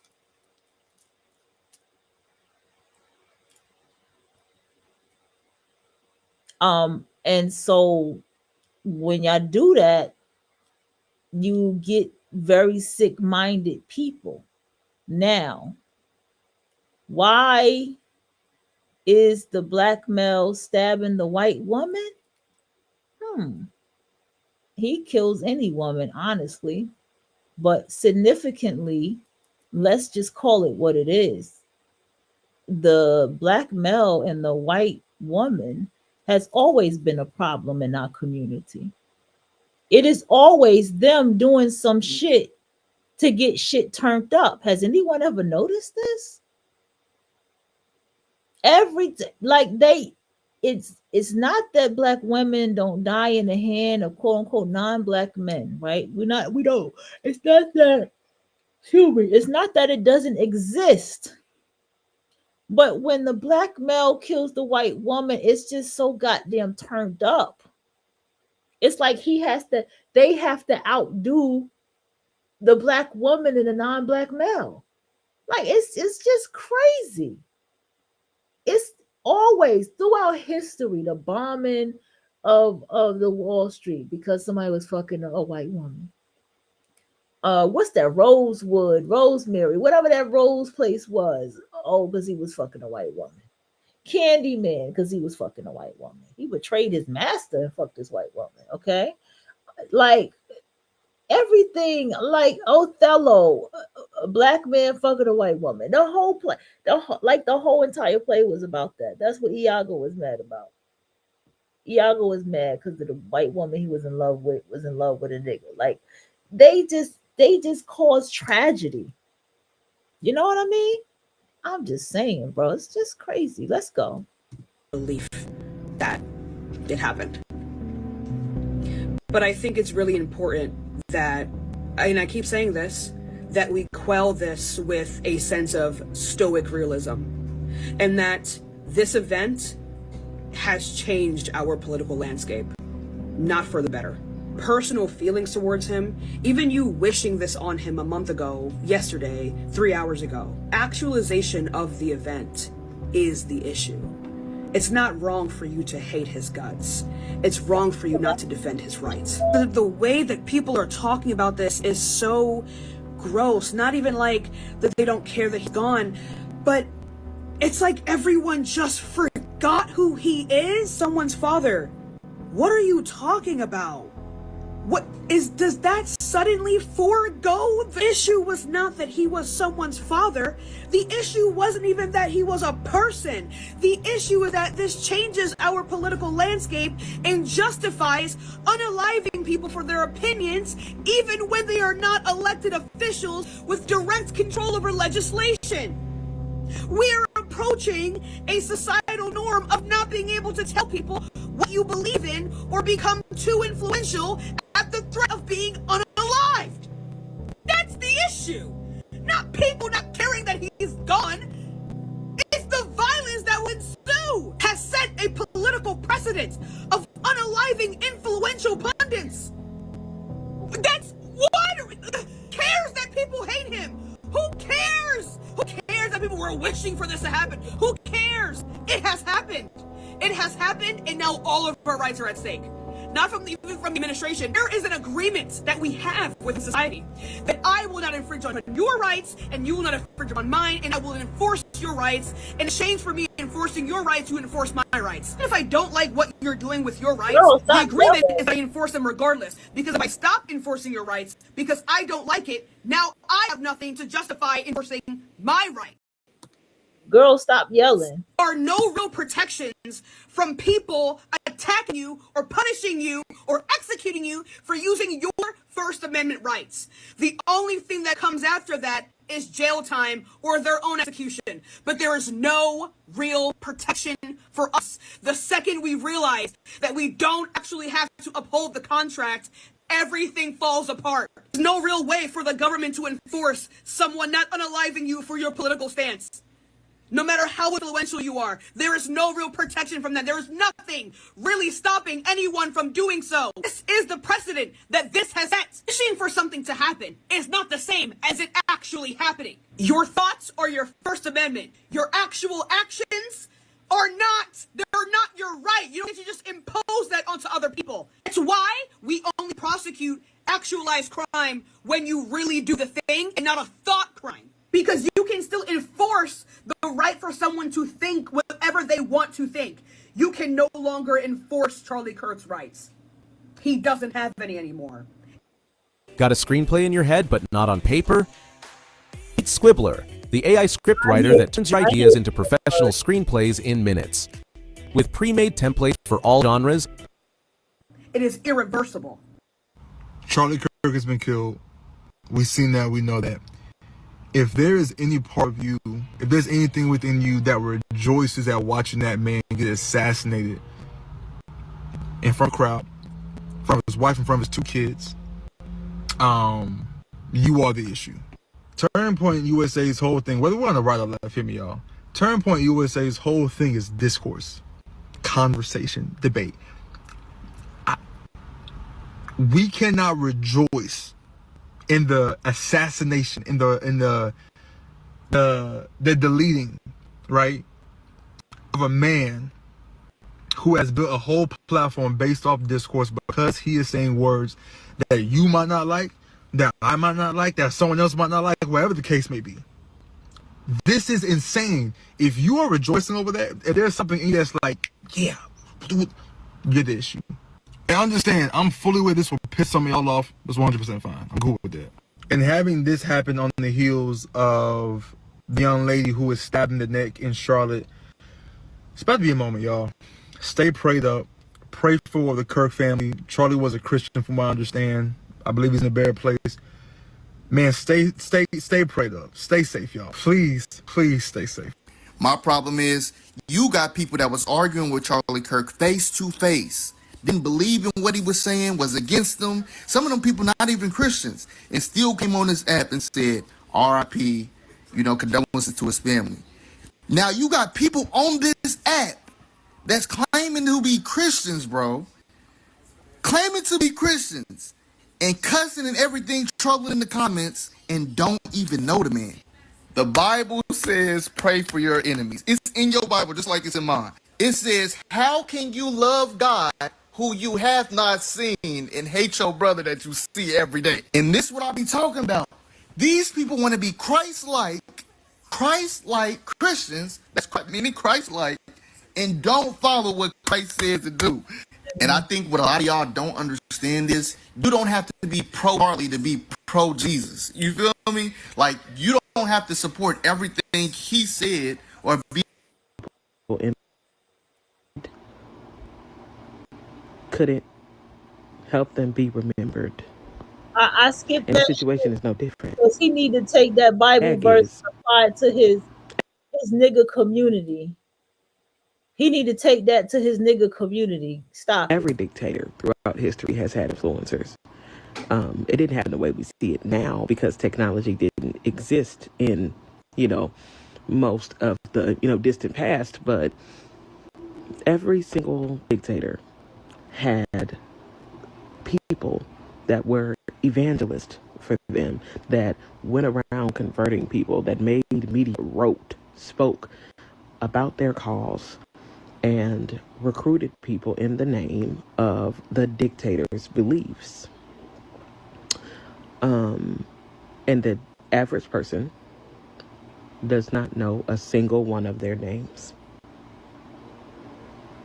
Everything that they did, all of the speaking, the teaching, the evangelizing they did, couldn't help them be remembered. And this situation is no different. All of that hate, all of that vitriol, all of that inciting violence, all of that lack of empathy, and what will come of it is being championed by a few people for a little while as a martyr. Acknowledgements from high names. And then he'll be forgotten like the rest.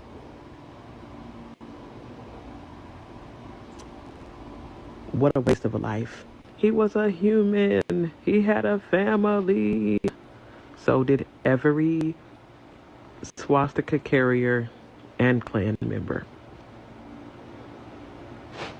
You can't name 5.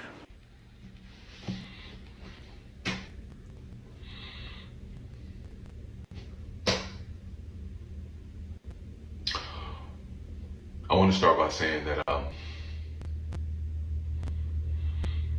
don't care about any political views.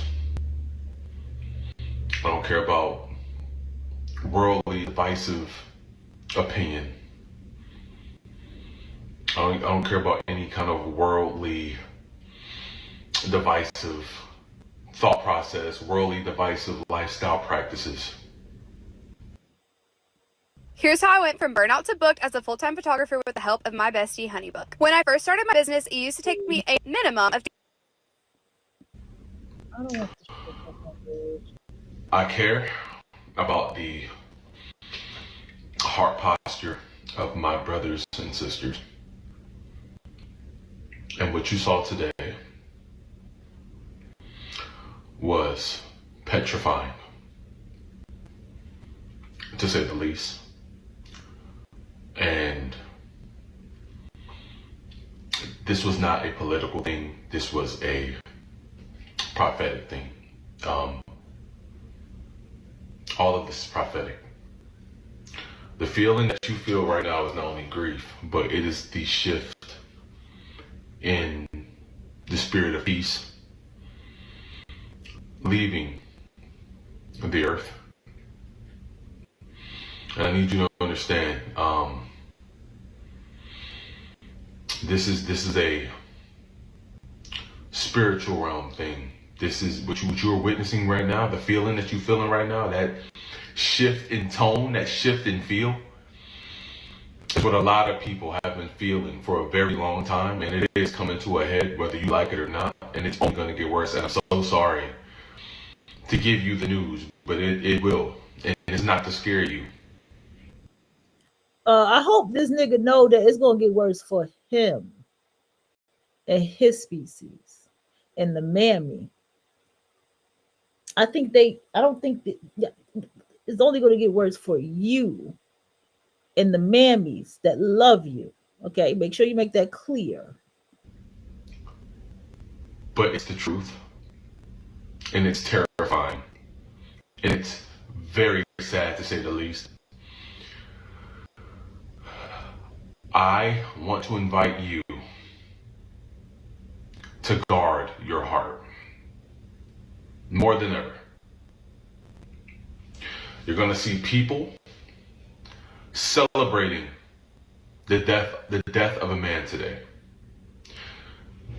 In retaliation to that, in response to people celebrating, you're going to see the hearts of people who are righteous people growing cold towards those people who already have hearts that are cold. Do not allow your heart to grow cold. It says it in the book. The hearts of many will grow cold. It will be nation against nation, nationality against nationality. This is prophetic. Do not allow your heart to grow cold. My heart been cold, nigga. We need to pray. Now more than ever. Man, get the fuck out of here. It ain't gonna help y'all niggas. Y'all still got what's Much hatred inside them. You wanna talk about And the fucking praying everything that you see is a product of a system. that y'all laid upon yourself. That nigga that want to talk about, oh, you know, this is a model and this and that, nigga. Let me tell you something. Who you think gonna get the heat of this shit? It's you, nigga. It's you, Black Mel. What y'all thinking? Praying and all that shit ain't gonna do shit. Well, the President Trump said he is on fire right now. Do you understand that this man is on fire?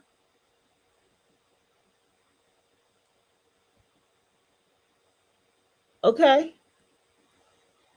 If Trump isn't dying, why is he being treated like a... Okay. Listen. Somebody else is about to be taken down, y'all. I mean, y'all gonna pretend like y'all don't know what's coming next? Somebody is going to be taken down.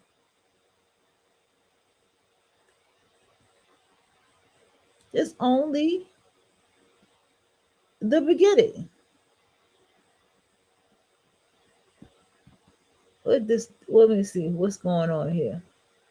This next video. I gotta pee. In just 60 seconds. What is the fastest way to go from idea to application? You've seen the outrage from the right. And look, again, nobody is saying that, oh my gosh, we're happy that this happened to Charlie Kirk. Nobody. I don't believe in political violence. However, the right is saying, well, this is war. And you liberals are killers.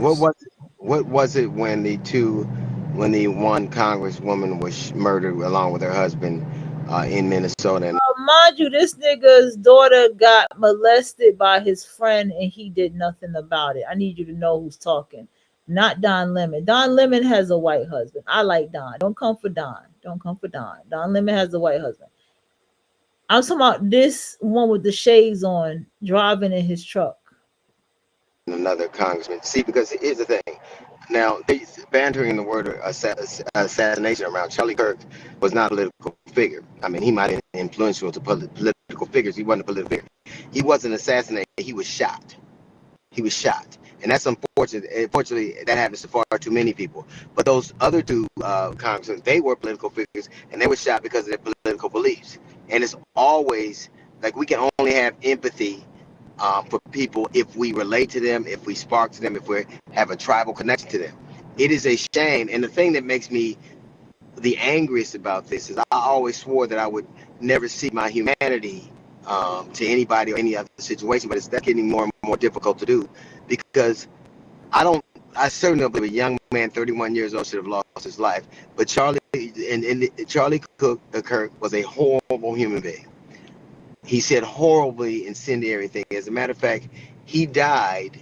The very last words he spoke were basically putting the onus of gun violence on gangs, which is a synonymous with black people. He blamed the very way he died was lying about black people with his last breath.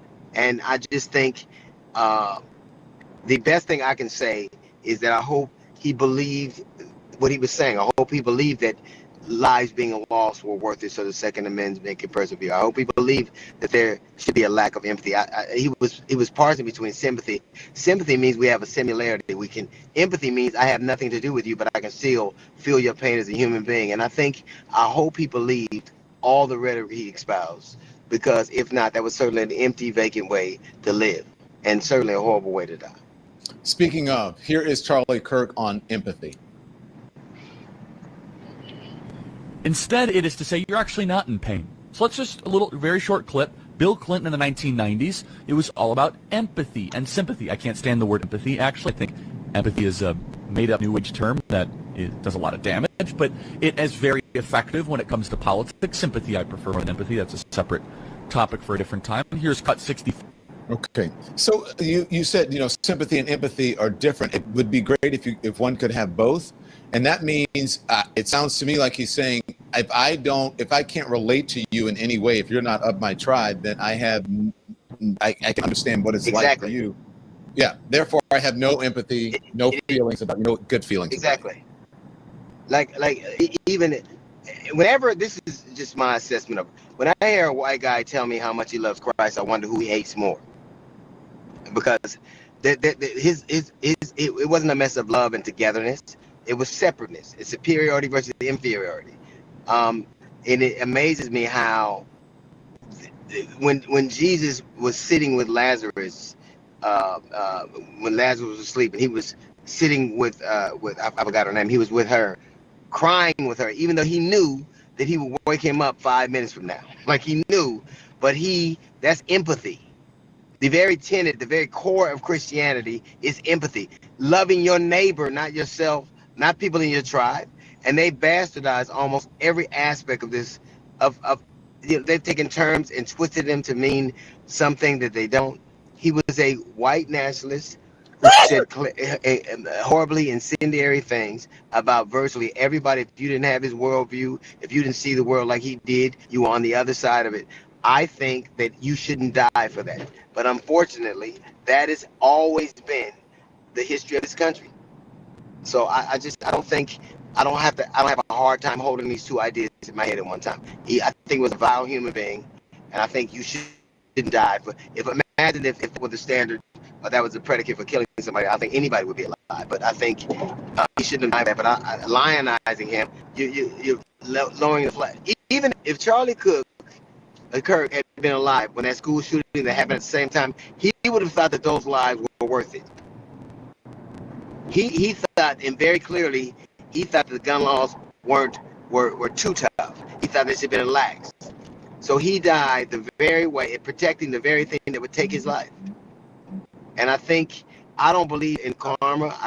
But I do think it's interesting. He wasn't killed in New York or L.A., or he wasn't killed in Baltimore or any of the cities that they constantly hold up as whipping boys. He was killed in one of the whitest places on earth, and by someone that looked like him. You can tell. Let me tell you something. You know who it was because you know who it wasn't. When 3 words let you know when a black guy, Utah and at large.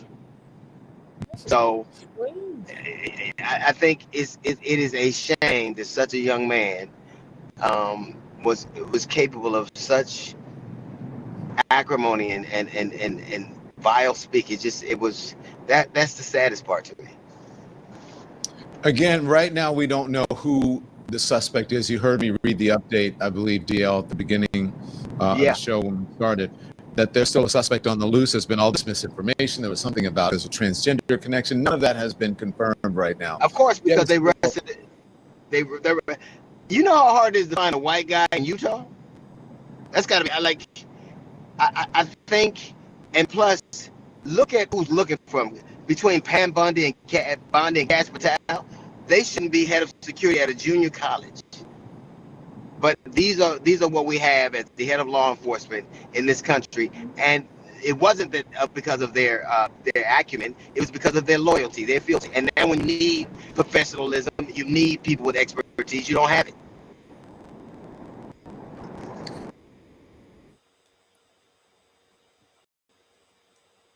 AI is everywhere right now. But here's the problem. Most AI tools feel like they've been awkwardly bolted onto tools that weren't built for it. Clunky, slow, not actually helpful.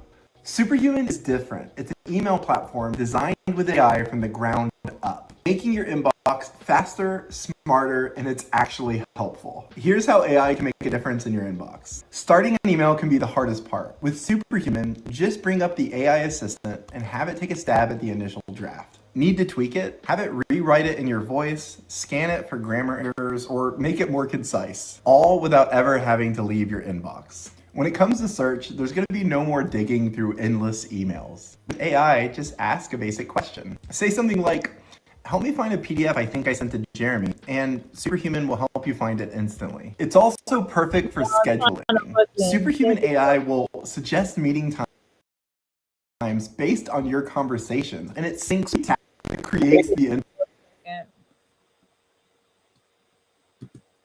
I gotta step away for a second, but I'm gonna let this play out for y'all. Don't know until they're coming to conclusions about who is responsible, like Nancy Mace. Listen. I'm going to say that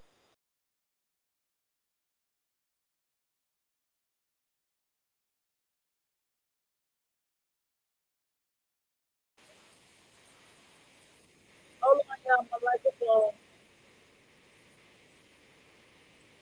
Y'all need to hear what this damn lady said. What happened to set my default microphone? What happened? Can y'all still hear me? I see myself. Do I need to refresh?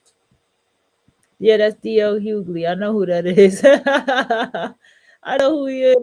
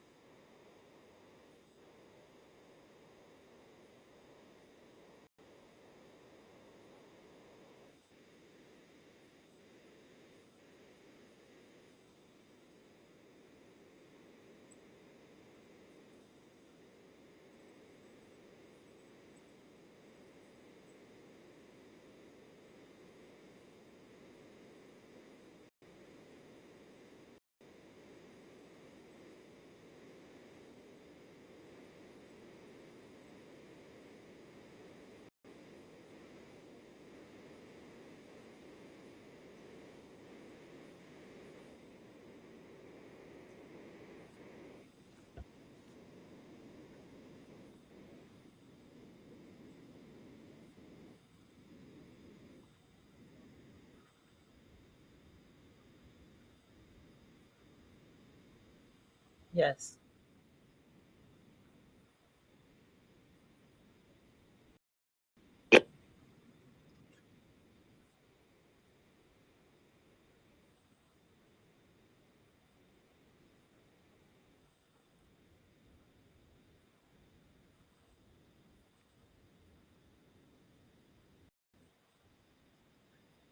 This reminds me of something. This whole situation. There was a situation years ago. There was a woman, and she was an advocate. Do you hear me? She was an advocate. She was like, men shouldn't pay child support. That's what she was advocating, y'all. Dead ass. She was advocating that men should not pay child support. That was her. That's what she was going around. What do you think happened to her? She ended up going to Atlanta from whatever Middletown state she came from, getting pregnant by some Atlanta dude. Come to find out when she met him, everybody has this story when they get to Atlanta. The girl that she introduced, that she met him through, was his ex-girlfriend type shit, all kind of shit. Well, guess what? She got pregnant by the nigga. And guess what? She ended up running her ass back to Kansas in her car, rambling on, because the universe is going to test that ass. You understand? See, I know that when I get up here and I talk about the things I talk about, I'm living it. I'm literally getting up and doing it. I got caught up in this today. I decided to host this or whatever. Tomorrow, I do whatever I need to do. But I'm living it. And I have lived it. So these people who get exposed, these people who have these type of situations that they've never experienced, but they're going on and on and on about it, the universe gonna tag that ass every time. Okay, every time. I'm just speaking spiritually here now. You can't. You have, like I said, he was young, and I'm gonna keep saying that he was young. And the thing that I get out of this experience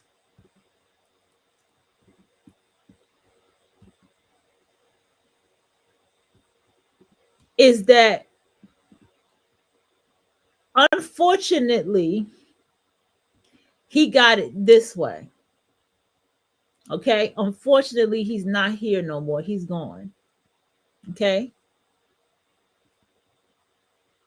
But at the same time, this is how the universe works. Okay. Like, it doesn't, like, this is how the universe works. And I've seen this happen umpteen times, just from everybody showing. That woman I just told you, I know somebody in my life. She got so much to say about everybody's parenting, what everybody's doing with their daughter and shit. And she about to get a rude awakening with her own. And we all know that. Okay? It's shit like that that happens to people. Again, I don't, I'm not agreeing with the man dying, nobody dying. I ain't with that. But I'm just saying, man. I'm just saying. Let's go.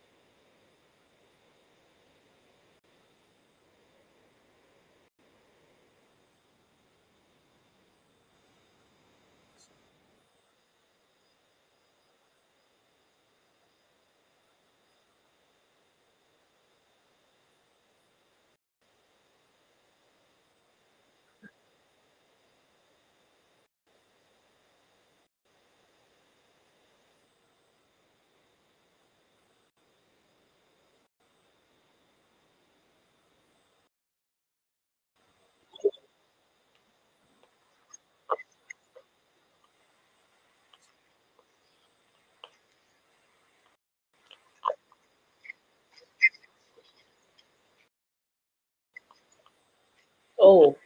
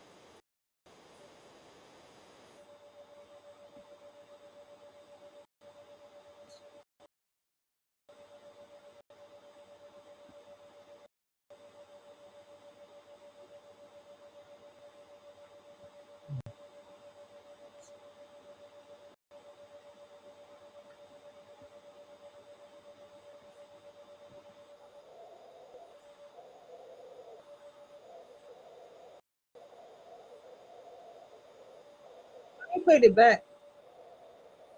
I want to played it back. I didn't remember that.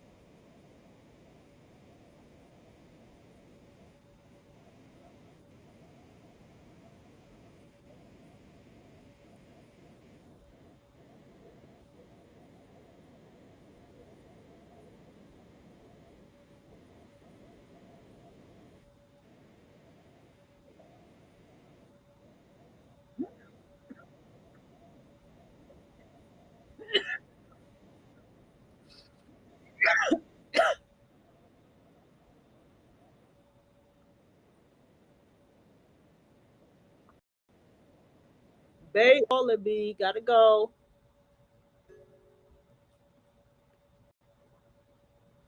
Hey, Teapot.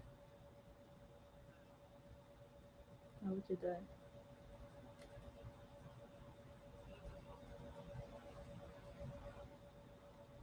One second. Just 1 second. Damn it.